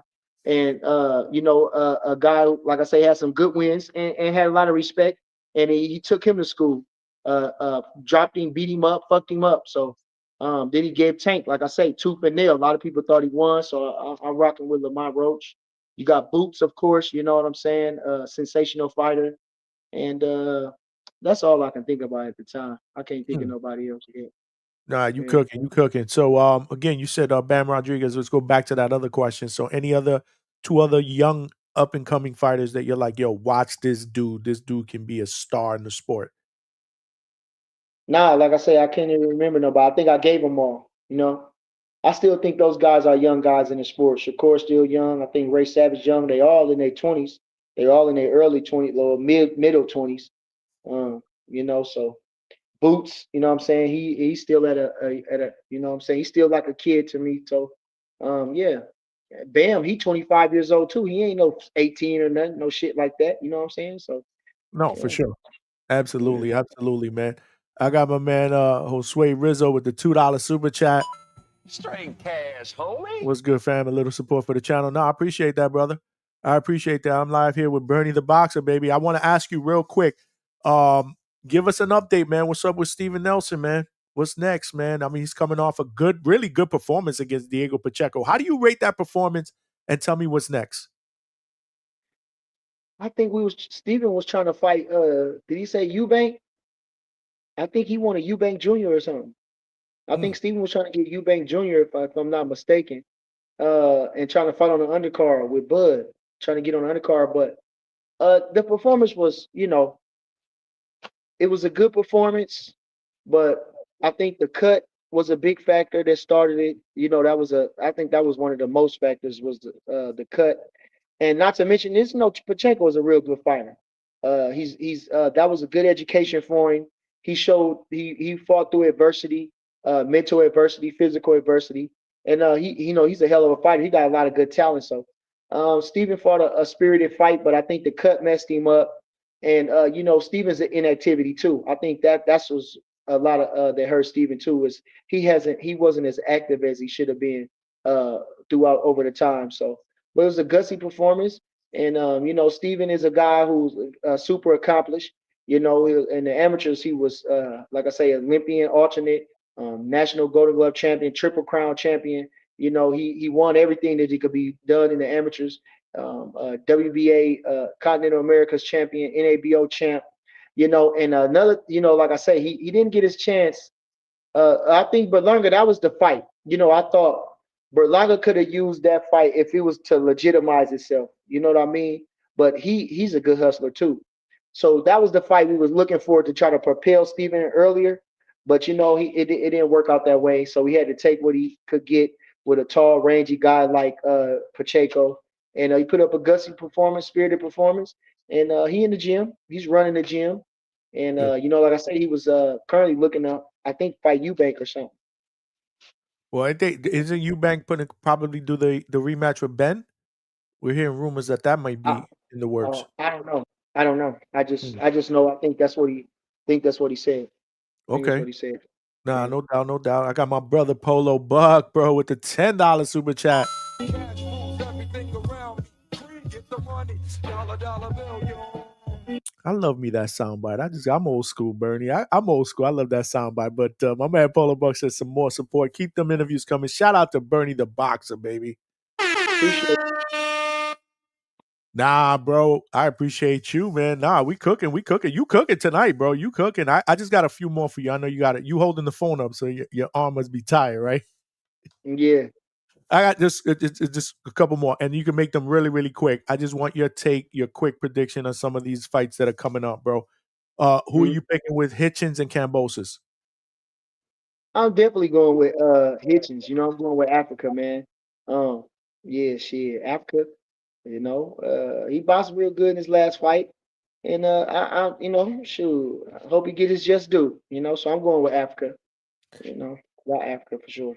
What about Brian Norman Jr. against Jin Sasaki in Japan? Norman Jr. is my guy, so Yeah, I like I say, I'm becoming a big fan of Brian Norman's Juniors, and I just I don't like the going over there seas part. I don't know if he's ready for that. I don't know how that's going to affect his timing. I don't know. I never watched the kid either. I don't know how good the Japanese kid is, but I don't know how the different time zone is going to affect him, and I don't really know if he's ready for that just yet because I think he's a young champion. He hasn't fought on the highest level yet and I still consider him a vulnerable champion. So I don't know, but I'm definitely rooting for Brian Norman. okay, all right. And then did you hear about the Tank and Jake Paul rumors? Supposedly, if Tank gets by Roach, Tank and Jake Paul supposedly in November. Oh, so Tank and Roach gonna really fight again? That's well, again, nothing's official. That's what they're Yeah, right, saying. It should be a rematch, and if all goes well, it'd be Tank against right. Jake Paul in November. That's Now what's being listen, reported. now listen. The one thing I want to say too though is that a lot of fake news is going on, And I don't know how they use the Ring magazine to make it legit. You know what I'm saying? To make it seem like it's real, but they're doing that. And Ring magazine is not like controlling that. So I'm not sure because when I hear something like that, then I go to the real boxing sites to see if is that true, and it's never there. So I don't know if he's gonna fight Lamont Roach again, but I don't think he can beat Jake Paul. I think Jake Paul is too fucking big for Tank. If you not knocking out Lamont Roach, and I'm not taking nothing away from Lamont Roach, but Jake Paul is like 6'2" or something. How you gonna reach to hit him? I just don't see that. You 5'5"? Come on, bro. You not gonna. I mean, and he didn't. I mean, Jake Paul. I mean, he didn't fought some big guys, Furies, and he didn't been punched. You know what I'm saying? And I don't see where this guy gonna win the fight at. I don't see that. So, yeah, I don't see that. I don't even think that's gonna happen. People just be talking and throwing shit in the air to see how people are gonna take to it. But you haven't heard Tank say he gonna take that fight because he not gonna take that fight with Jake Paul. That's just don't make no sense. He too little for Jake Paul. He's too little for Jake Paul. Who could I remind me of some shit like that? I'm trying to think, but he's just too little for Jake Paul. He's just too little. Man, I don't care for that fight. I want to see him squabble with Shakur, bro. That's the fight that I want to see. I want to see him squabble with Shakur, man, because I got Shakur winning that fight, bro. That's the fight to determine the king of the little guys. That's the fight to determine the king of the little guys. But for some odd reason, you know what I'm saying? Like this guy, he don't move correctly. I seen a guy on Boxing Voice, and he was talking terrible things about Shakur. He was talking so much shit about him. But the one thing he said was that he has the skill set. He said, he has the skill set is like uncanny, And I think Tank, so he got that punch. He can box, but the way he move is just wrong. I just don't like the way he move from the purses that he wear to the shit that he say. He always seemed like he hating. He never give nobody no credit, and it's been from beginning. You know what I'm saying? He went back and forth with Bud. He went back and forth with Bud, man. Yeah, I know, but he hated Bud years ago. Like so many years ago. Like this ain't the first time. He hated on Bud years ago, and I think he hated on Bud because Floyd loved Bud. So I think that ruffled his feathers, which is some hoe shit for real. That's like you too soft. You feel me? And so just the way he moved, you know what I mean? So but him and Shakur is the fight determine the king of the little guys. And it's up to him. But you see what I'm saying? You got a guy who can make all the choices and won't. I agree. If he want to make that fight happen, he can make it happen, bro. I just don't think he wants to make that fight happen. I think Shakur, personally, people kill me all the time. I just think Shakur is the better fighter. And even at the same time, it don't matter who you think gonna win. It's a great ass fucking fight. They should fucking fight because it's a great fucking fight. You've been doing this thing. You're a 3-division world champion. You got your own personal skill set, and he got his own personal thing. That's why it's you two motherfuckers. Everybody keep talking about you and him. That's why y'all should fight. You and him. It ain't really nobody else. Y'all don't have no other body to do that with. Y'all done did. It's you and him. You understand? Come on now. So it's just Shakur. He just like Bud. He couldn't get Lomachenko in the ring. Lomachenko. And Bob Aaron wouldn't even do it. It don't make no sense. See what I'm saying? You got a guy, like I say, when these guys is superstar guys that take their craft serious and looking for challenges. They're not shying away from the challenge. You understand? And you can get second place is all right.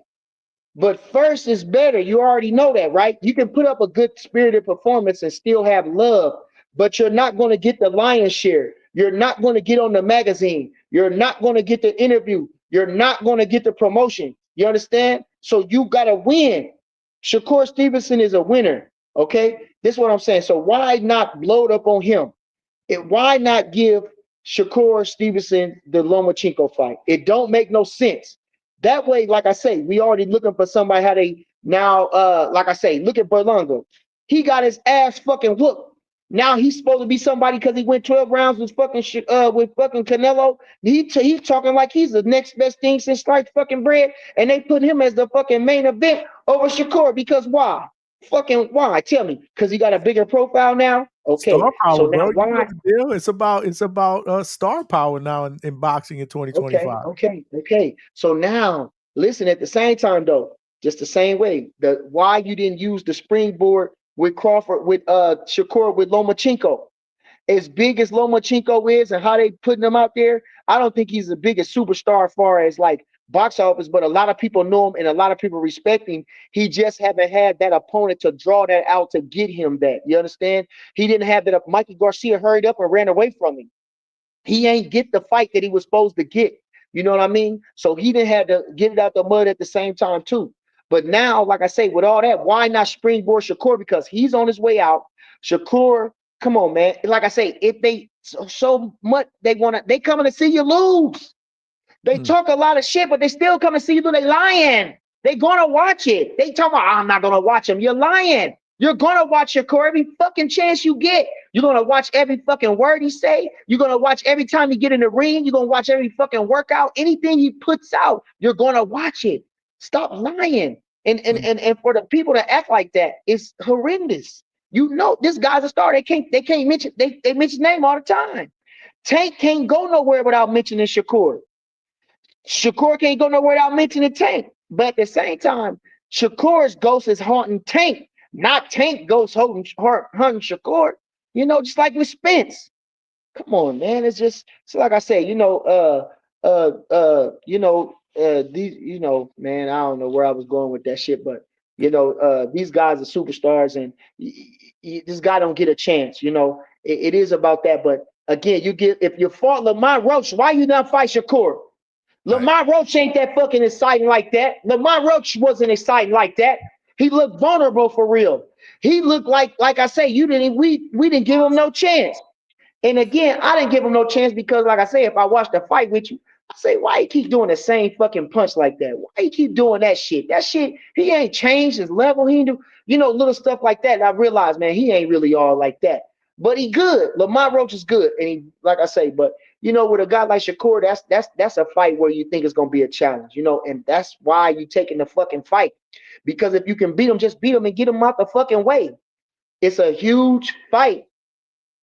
Huge risk, huge reward.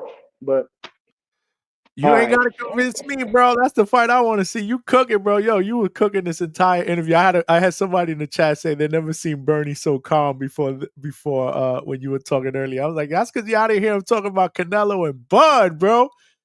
He went off, bro. I talk a little stuff because I just be serious though. This ain't no front or nothing. This ain't nothing that I'm. You What I mean? passionate. I love it. You passionate. Yeah. But you know what? A lot of these people, okay, and I don't want to put it like that, but a lot of people like abuse, So which I try to get out of that because it's gonna be organic. But a lot of people like when I cuss them out. A lot of people like when I'm doing stuff like that, and I'm like, damn, I don't know what you get out of me abusing you, but I guess you know what I'm saying. If it don't matter what expense, long as it's views, I don't know, but you know what I'm saying. So, but when I'm talking boxing, nah, bro, I don't feel abused at all, bro. I thought this shit no. was amazing. When I call them silly motherfuckers and you piece of shit motherfuckers and you don't know shit, shit like stuff like that. You know what I'm saying? They be happy when I do that. I'm like, why? I don't understand that. But it'll take me there. And People that's the same drama, thing. bro. That's the same thing. Drama. I know. And that's why I don't like Ness. That's why I don't like Ness. And I had to tell Mill City. I told Mill City, I say, come on, Mill City, look. I don't try to say nothing to try to goad me into saying nothing or try to start, stop. Don't do that. When we talking, we're going to talk sincerity. You understand? Sure. I'm not doing this to try to get no rile out of nobody. You know what I mean? And that's why I don't fuck with Ness like that. And I even told him this personal because I was getting with Ness personal. He came to the city to watch the parade. I brought him to the hood. I got his car washed for him. We sat in the hood. We kicked it in the hood. Man, you know what I mean? I took him to the barbershops. We kicked it, you know what I mean? And I chopped it up with him. He come see me in Vegas a couple of times, put up on me. You know what I'm saying? We chop it up. We hit corners. You know what I'm saying? I keep telling him. I tell him to his face. You know, not just on no camera. I tell him, come on, bro, stop doing shit like that. You know, we this and you know, but he would be diplomatic there, but like I say, when we get on the show, sometimes he'll start saying shit to try to goad me and say stuff, and that's what caused me to cuss him out and get like that. But normal, you know what I'm saying? I ain't like that. You know, I try to, but when you trying to do something stupid to goad me, that's what really presses me to go acting like that and talking like that. Bro, this shit was amazing, man. Hopefully you enjoyed this shit as much as I did, bro. Let me tell you something, bro. You family, Yeah, bro. You family. yeah, Anybody that comes to the hangout spot, they are family, bro. You got to come back, bro. yeah. Hey man, well, like I say, you know, I appreciate you for having me. And next time I'm gonna start charging for interviews. Now I'm gonna start charging for interviews. But no, you know what I'm saying? I'm cool. Well, we talk about boxing any goddamn time. You know what I'm saying? I'll Hopefully, talk this boxing. hopefully Feel you me? like me enough not to charge me, bro. Hopefully you consider fan, bro. You Man, got to something that ain't you getting paid? I don't know how much you just got paid this it, whole time, but you it getting paid, right? ain't if you want to call it that, trust me, I ain't Ness. I ain't at that level yet. I Hey, get a few is pennies you here and getting there. paid? Is you getting paid? Is you getting paid? You get paid. They keep sending you money. They coming in on, like I say, so I must see TV and I done earned my stripes. I'm a world championship trainer and all that good stuff. I'm a top personality in this boxing shit. So you should pay me. Shit, what we talking about over here? But I'm doing you a solid. Yeah, at the same time, you know what I'm saying? I ain't mad about that. I'm having a good time. I got nothing but love for you, brother. I want to send you a shirt, though. I want to send you a t-shirt. Okay, okay, okay, okay. I definitely Yep, want to send you a t-shirt, to extend my appreciation. yeah. Nah, bro, like I said, you family, bro. You welcome back here anytime, bro. All right, well. Like I say, I'm going and you know, I do it for you. You understand? Well, boy, I'm telling you, ain't no nothing about too much boxing. I don't know. I know. That's why I like having you on, brother.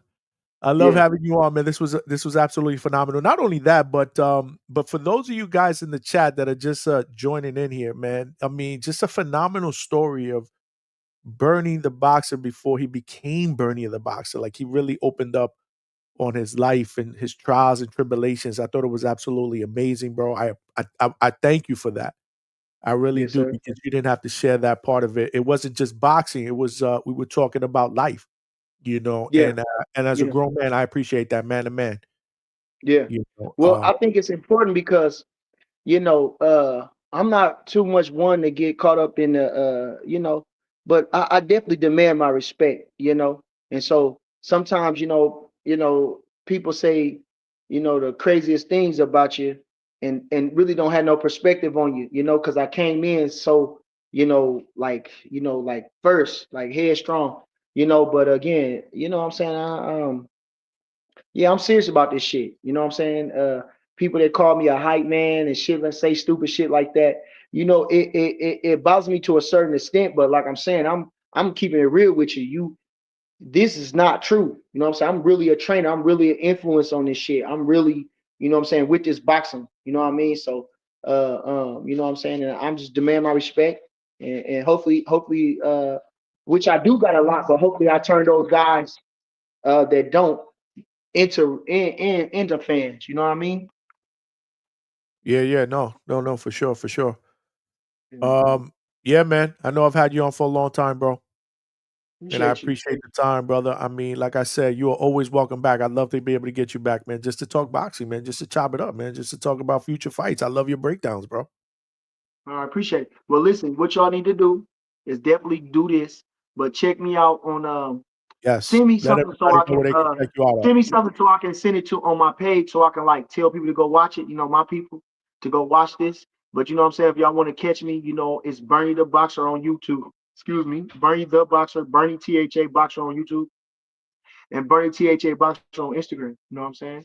So stay tuned. You see me working. We got hold on. We got not only that, we got Lester Martinez, who's number 2 in the world at Yes. 168. He's fighting Yes. July 12th or something. Then we got Avius Griffin just signed with Jake Paul, MVP Promotions. I was gonna ask WBC. you. I was gonna talk to you about that because his story is mad. His story is mad. Inspirational, bro. Like he did. Yeah, yeah, I yeah. was gonna Sure enough. ask you about that because they just announced that, and obviously his story is super inspiring as well because he went through. He did some time for a wrongful crime. Yep. So we He's got those guys 17 and going 0, up. 17 and 0 with 16 knockouts, I believe, at Yeah. welterweight, bro. How We excited fight. are you guys about that? We fighting Julian Rodriguez. He's all right. I see you. He's coming along good. You know what I'm saying? And I think he's a power puncher, and everybody loves a power puncher. He's coming to fight. So I think that's one of the things they saw in him, and we just trying to sharpen him up a little bit, trying to polish him. You know what I'm saying? And I see a lot. About Avius. I think he can be a real star in the boxing game. So shout out to Avius Griffin. Like I say, just the MVP signed with Jake Paul. He's fighting next month too on whatever them shows he having a big show out there. He's going to be on the card too. So check out Avius Griffin, Chat Town's finest. Yep. And like I say, who else we got? That's pretty much right there on the roster up until Buzz. So we got Lester and Avius. And again, we got a quartet of superstars and future superstars going up on June 7th. You know what I'm saying? We kicking the thing off with Juice Man, Keon Juice Man Davis. And then Yep. next we got I can't remember if it's Troy or not, but you got a Olympian, 2020 Olympian Troy, Mega Troy, the Transformer, fighting up in the middleweight contest, middleweight contender. Then you got Kelvin Davis, Nine Davis, going up against Albright in a Continental America's title, WBO. And then you got the main attraction, Keyshawn the Businessman Davis, defending the world championship, first title defense against De Los Santos, and what should be, in the words of Roy Jones, a barn burner. I love it. I love it. Is Lester going to be helping? Crawford for Canelo? Is he going to do some work with sparring and stuff like that? Yeah, I'm sure. I'm sure we're gonna pull Lester in. Yeah, I'm sure. Yeah. That's dope, man. He one of the guys. Yep. Yep. Like I said, he number two. He number two by the WBA. If you seen his spectacular knockout, on when was that? February something, right before Keyshawn or right at, yeah, man. You see how dynamic he looked. And man, like I say, Lester is one to look for. So, what I'm saying, keep your eyes open. No doubt, man. My brother, this was a pleasure, man. Loved having you on, I man. I'm gonna appreciate make you, sure. baby. I appreciate you, man. I gotta get you, like I said, your family. I gotta get you back on, but I'll share this so you can share it out, and I'll make sure that I share your link so people can subscribe to your channel, man. Good stuff, my All right. brother. Appreciate All you. right, Love, baby. Yep. all love, my brother. Appreciate you as well. There you have it, ladies and gentlemen. Bernie the Boxer was in the building, bro. Mad entertaining interview, man. Hope you guys enjoyed it, man. Again, we spoke about his upbringing. He shared his story, on how he got into boxing, a lot of trials and tribulations. Only 3 fights, but he explained exactly what happened, in that situation and the lapse in boxing, and obviously, all the stuff that he's went through in the streets, as a gang member, selling drugs and stuff like that, and kind of overcoming that, going through dark times, and then, hooking up with with Bud in that camp, and basically just changing his life. You know what I mean? And and at the end of the day, Bernie's brash, but he loves to talk boxing. He loves to talk boxing. But great interview. We talked about Canelo and Crawford and his take. For those of you that were asking, at the end when you came on, like where was this brash and loud Bernie? He was loud during the Canelo part, man. He wanted to make sure we all knew, like, nah, bro, it ain't going down like that, bro. People sleeping on his man Bud, bro. It ain't gonna go down like that. So if you didn't see the whole entire interview, make sure you go back and check it out. As soon as this show is over, it will be on the Hangout spot, bro, for you guys to review. If you haven't hit that like button, I don't know what you're waiting for. Facebook, make sure you throw me a like. More importantly, come on over to YouTube and subscribe to the channel. Tell a friend and tell a friend. Call your boy. Tell him, yo, what's up, man? You gotta link up. You gotta check out my boy Johnny at the Hangout spot because he's doing it up, man. Not just the interviews, man, but the vibe, man. The vibe. We're doing a lot of good things, here in the evening. Who we got? up in here. Damn. Oh shit. I didn't even know Ness was up in here. Ness, you Ness. My brother Ness. Yeah, man. Shit. I don't know, man. You guys got this back and forth going on, man. I don't like Ness because he hurt my feelings. Tell him to stop talking about my friends. Oh man. Okay. Damn. Ness is like, I don't like Ness, but I'm here talking about him weird. Oh, Ness, still a gangbang on blood.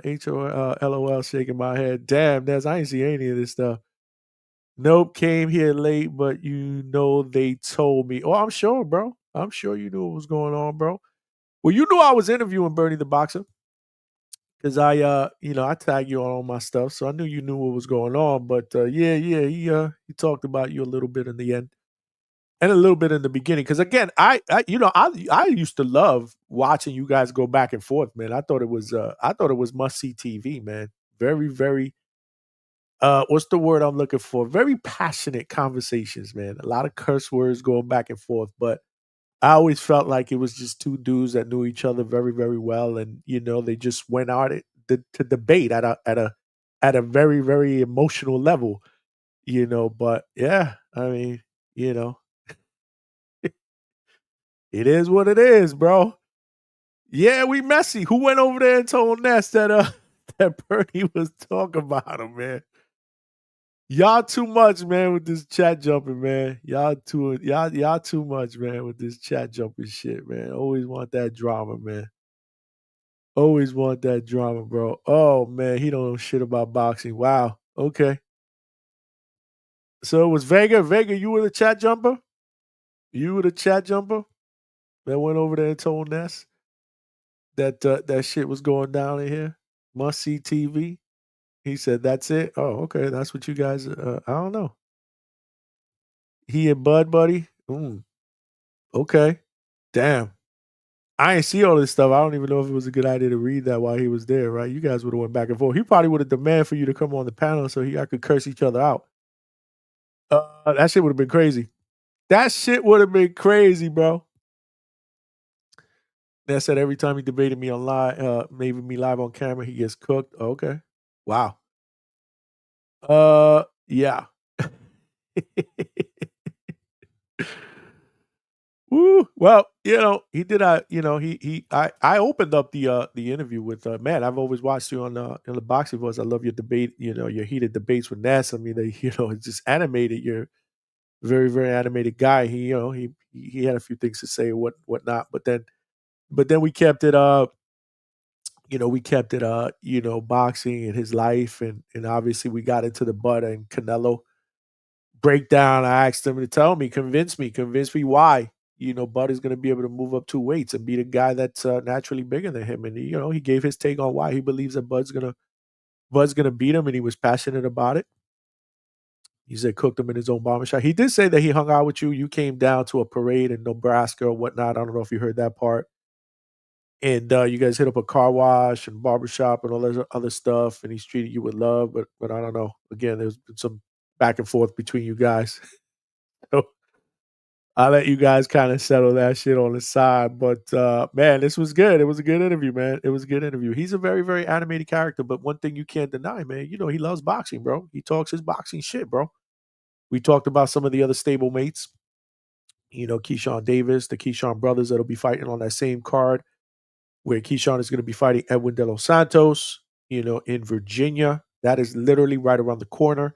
I asked him to give me a prediction on some of the other fights. We talked about some of the younger fighters that he actually likes, who he believes should be in the pound for pound list, like Bam Rodriguez. We talked a little bit about the smaller weight classes. Like, there was a lot of shit that we hit on, man. This was a dope interview. I hope you guys enjoyed it as well, man. But we're gonna be right back at it, man. We're gonna be right back at it. Not tomorrow, because I think tomorrow, and Ness, if you are still on, I'm probably going to be meeting with Terrell Herndon, bro, heavyweight, that's going to be fighting against Deontay Wilder. I reached out, we spoke. I'm hoping to see if I can catch him at the gym tomorrow.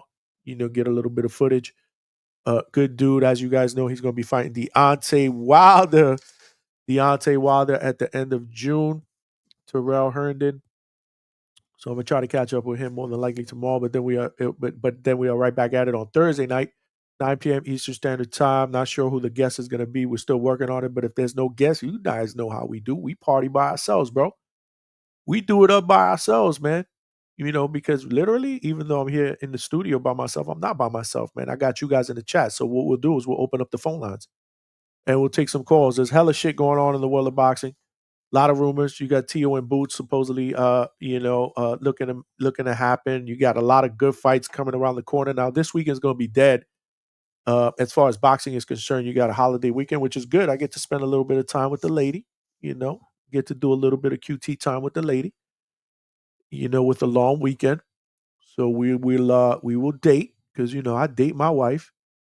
Been together 16 years. I'm married 16 years, but been together just about 20 years. I think we make 20 years in a week or so. She's my soulmate, but she's also my dating partner. We date. We do our thing, So this weekend we'll do some of that. And then boxing is starting to pick up, obviously, in the beginning of June. With Keyshawn, we got Hitchens and Cambosis right around the corner. We got my man Brian Norman Jr.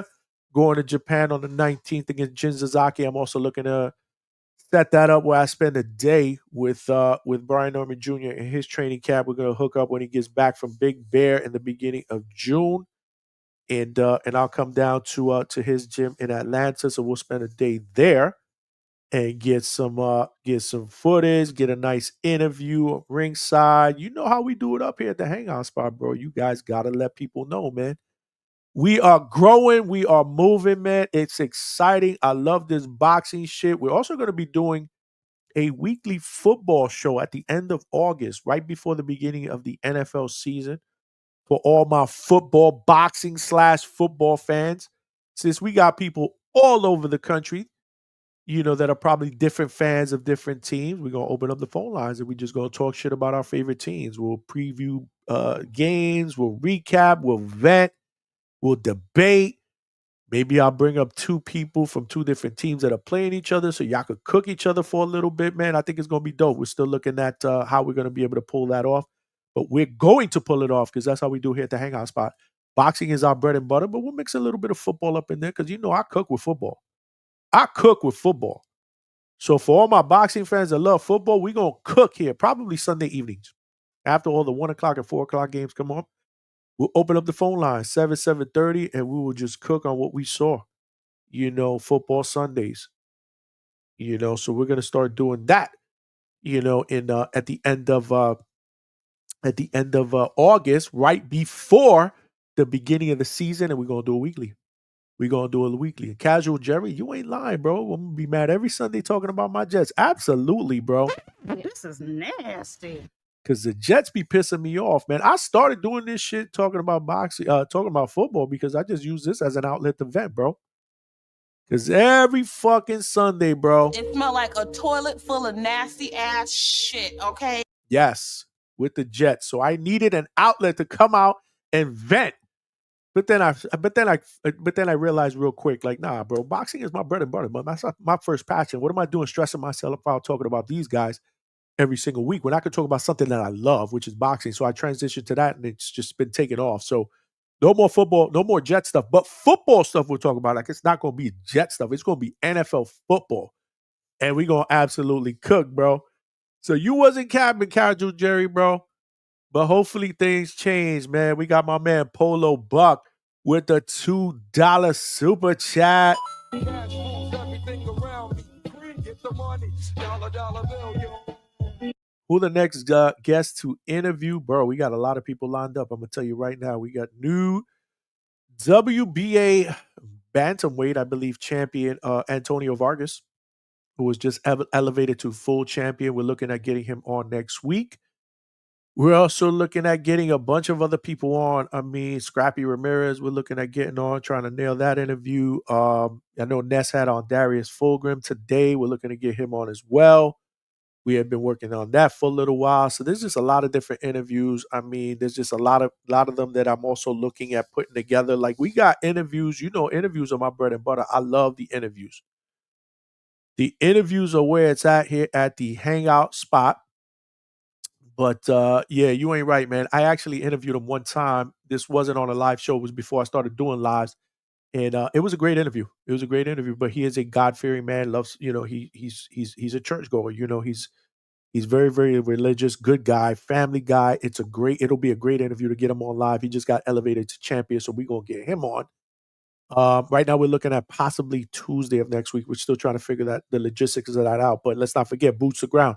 I will be at some training camps or at some gyms as well. So we'll be providing that content as well. But we're looking at a lot of different people. We're looking at a lot of different people, man. So you never know. One thing I will tell you is you never know who's going to show up at the hangout spot because this is how we do it. So, you got to tell people to come and subscribe to the channel.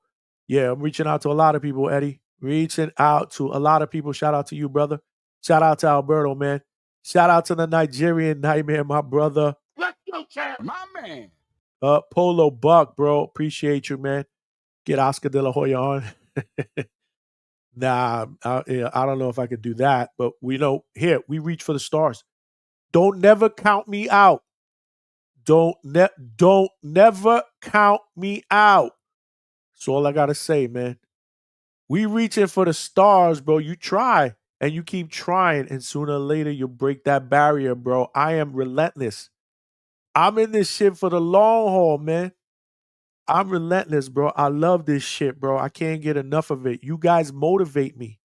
You guys motivate me to continue doing these lives, these interviews. I mean, it's just it's crazy. Z Pacino, what's going on? Can you get Lamar Roach Sr. or someone from Tank's camp? Yeah, we could work on that. Definitely the Mount Roach camp we could definitely work on as well. Because I have a plug-in to ProBox on that. So yeah. But again, a lot of this stuff that I'm also waiting for, like I'm waiting for, is the Tank Roach even official yet? I'm hearing it's official for August. Oh, I'm hearing that it's going to go down in August, but until I hear anything official, I don't know if it's going down for sure. You know me. Boxing has scarred me, bro. So I no longer get excited about news, bro. I want to see official shit. I want to see dudes announce a press conference, bro. Boxing has scarred me, and I got friends that tell me all the time, why are you so pessimistic about boxing? Well, hello, boxing has done that to me. It's hard for me to be optimistic, bro, because the business of boxing will always rear its ugly head. How many times have we seen fights rumored, then all of a sudden they come crashing down? It don't happen. I ain't getting excited about that shit no more, bro. When this shit signed, sealed, and delivered, and I see a date for a press conference, and I see two dudes show up, then maybe I'll get a little bit excited about it. Nigerian Nightmare says he's a Ravens fan since 1996. All right, that's what's up. I want everybody to come out with your teams and talk that shit. I wish I was a Ravens fan. Shit, at least you guys win. I've had titles in your freaking lifetime.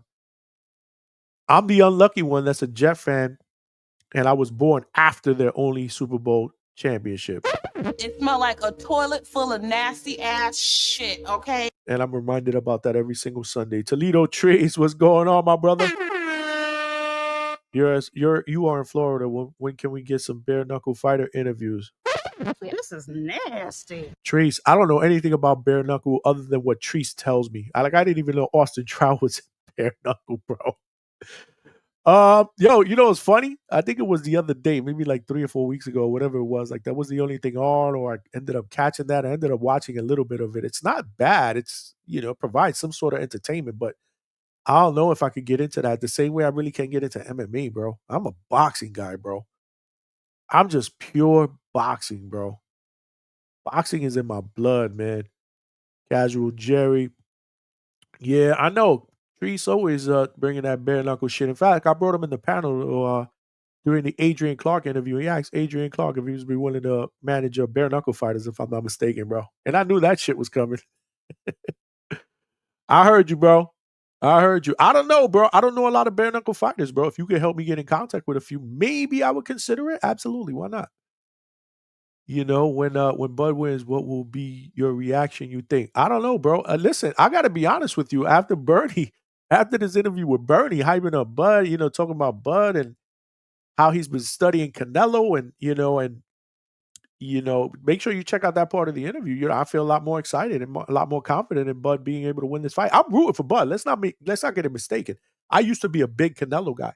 I'm just saying, yesterday on the Boxing Voice, when we were talking about it, like, people are just writing off Canelo, like, disrespecting what Canelo has done in his career. And even Bernie didn't do that. Bernie gave Canelo a lot of props for who he is, what he's accomplished in the sport, the fact that he's earned his right to be able to do what he's doing, even though I don't agree with it. But he said he's earned the right to be able to do that. So I give Canelo his. I don't think disrespecting Canelo is the right way to go. Like, are you kidding me? Like, what are we talking about? This guy is a 2-time undisputed at 168. Arguably one of the best Mexican fighters that ever lived. I mean, he's in that conversation with Julio Cesar Chavez and a couple of other people. Like, so no, I wasn't going to accept the fact that just because of this last performance, like, Bud just walks all over him. But as far as fandom is concerned, I don't like the way the Canelo's been moving the last couple of years. I don't like the fact that he ducked Benavidez. I wanted to see that fight. He deprived us of that fight. I don't think that fight ever happens. So no, I'm not necessarily thrilled at the way Canelo moves. So I'm rooting for Bud Crawford. But again, you got to look at, you got to look at the skill level and what each bring to the table, and you got to make, an educated decision on why you think this person is going to win or lose. And again, size does matter, but it is what it is. Black Ray Donovan, what's going on, my brother? Let's go, champ. Yes, unfortunately, and I hate to admit that, but you guys will see when we start doing these football call-in shows. I'll probably start it out with a 5-10 minute vent on how bad my team is, and then I'll open up the phone line so that you guys can provide me some therapy, because this is what we do here at the Hangout Spot as well. Let's not forget, after that debacle on Friday night, the whole Times Square card and the debacle and the fact that none of us were satisfied with what we saw, I immediately went live. And what did we do? We opened up the phone lines and we provided therapy for each other, because at the Hangout Spot, it's not just foxing, it's therapy for each other. And I thought that was a dope show. I thought that was a dope show, man. Yeah, man, my brother is a Nets fan. He don't get invited. Yo, stock chasers. I done said that shit for a bunch of years, bro. Anything that ends in ETS in New York in a drought, if you know what I mean. Absolutely, bro. Never again, if I had to live my life all over again, will I ever choose to root for a team that ends in ETS, bro. You are not capping. That is factual shit, bro. Treese is a Packer fan, so yeah, I think it's gonna be dope. I think it's gonna be dope, bro. We got people from all over the country that root for different teams. So yeah, man, we'll get on a football live show, open up the phone lines. We talk about each of our teams, predictions, recaps, reviews. Yeah, my wife is a Met fan. I'm a Yankee fan.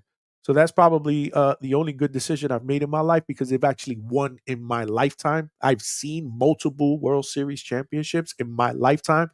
Now, granted, as crazy as I used to love baseball growing up, I'm not a big baseball fan no more, because it's not the same. It's not the same game that I grew up loving. It's different. It's different. I mean, it's just, now it's about launch angle. People are striking out 300 times and it's acceptable, especially if you hit 40 home runs. It's all about launch angle. I mean, they complained about the shift instead of learning how to hit opposite field. I mean, it's just, you got pitch counts. You could only throw to first base twice. Like, it's not this. The man on second base and extra innings. It's not the same game that I grew up loving, that I learned. People don't bunt people over. It's just not the same game. So I'm not a big baseball fan no more, bro. I don't really rock with baseball. I think it's boring.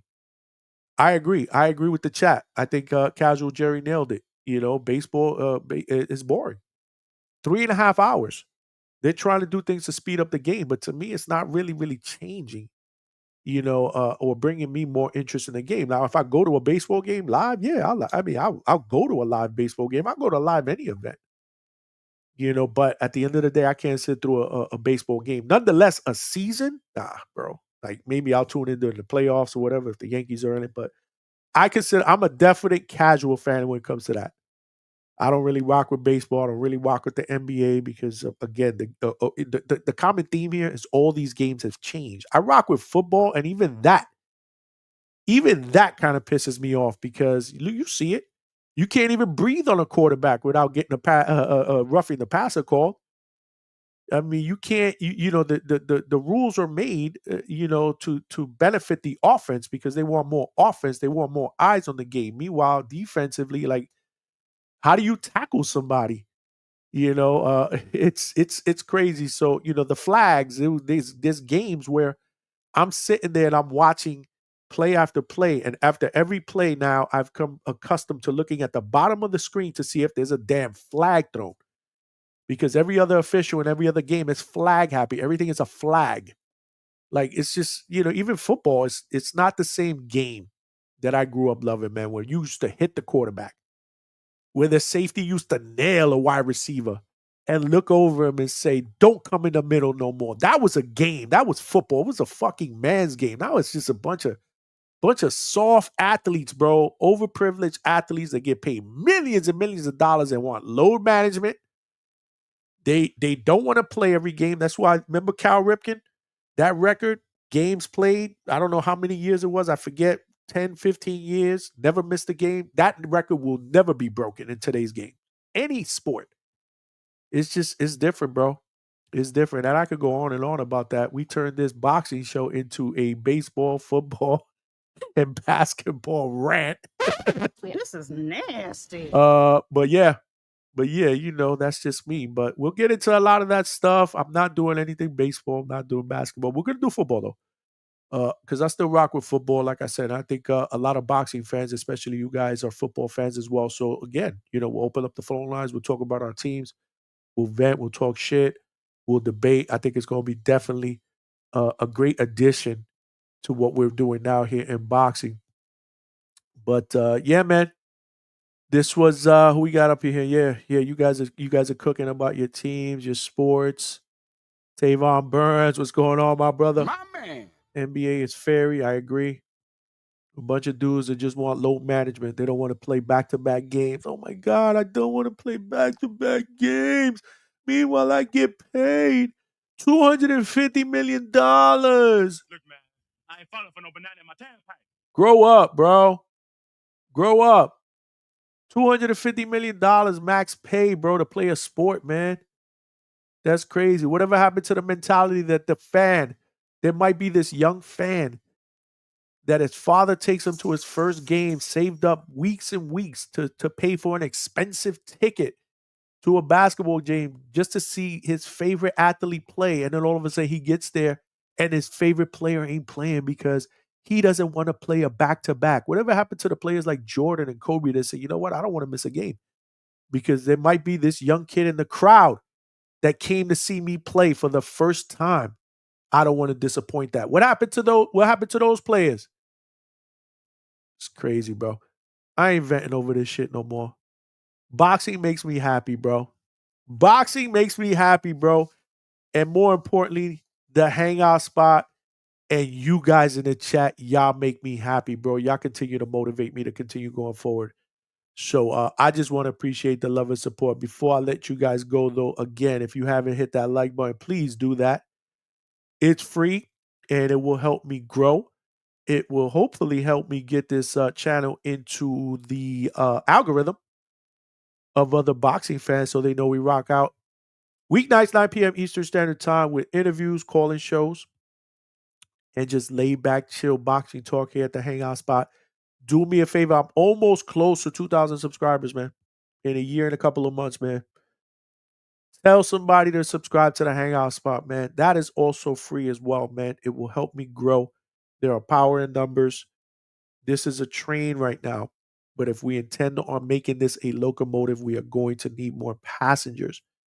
And last but not least, make sure y'all promise to come back on Thursday night, bro. On Thursday night. Like I said, I think tomorrow I'll be out in the field, boots to the ground, but we'll be right back at it Thursday night. I'm working on a guest.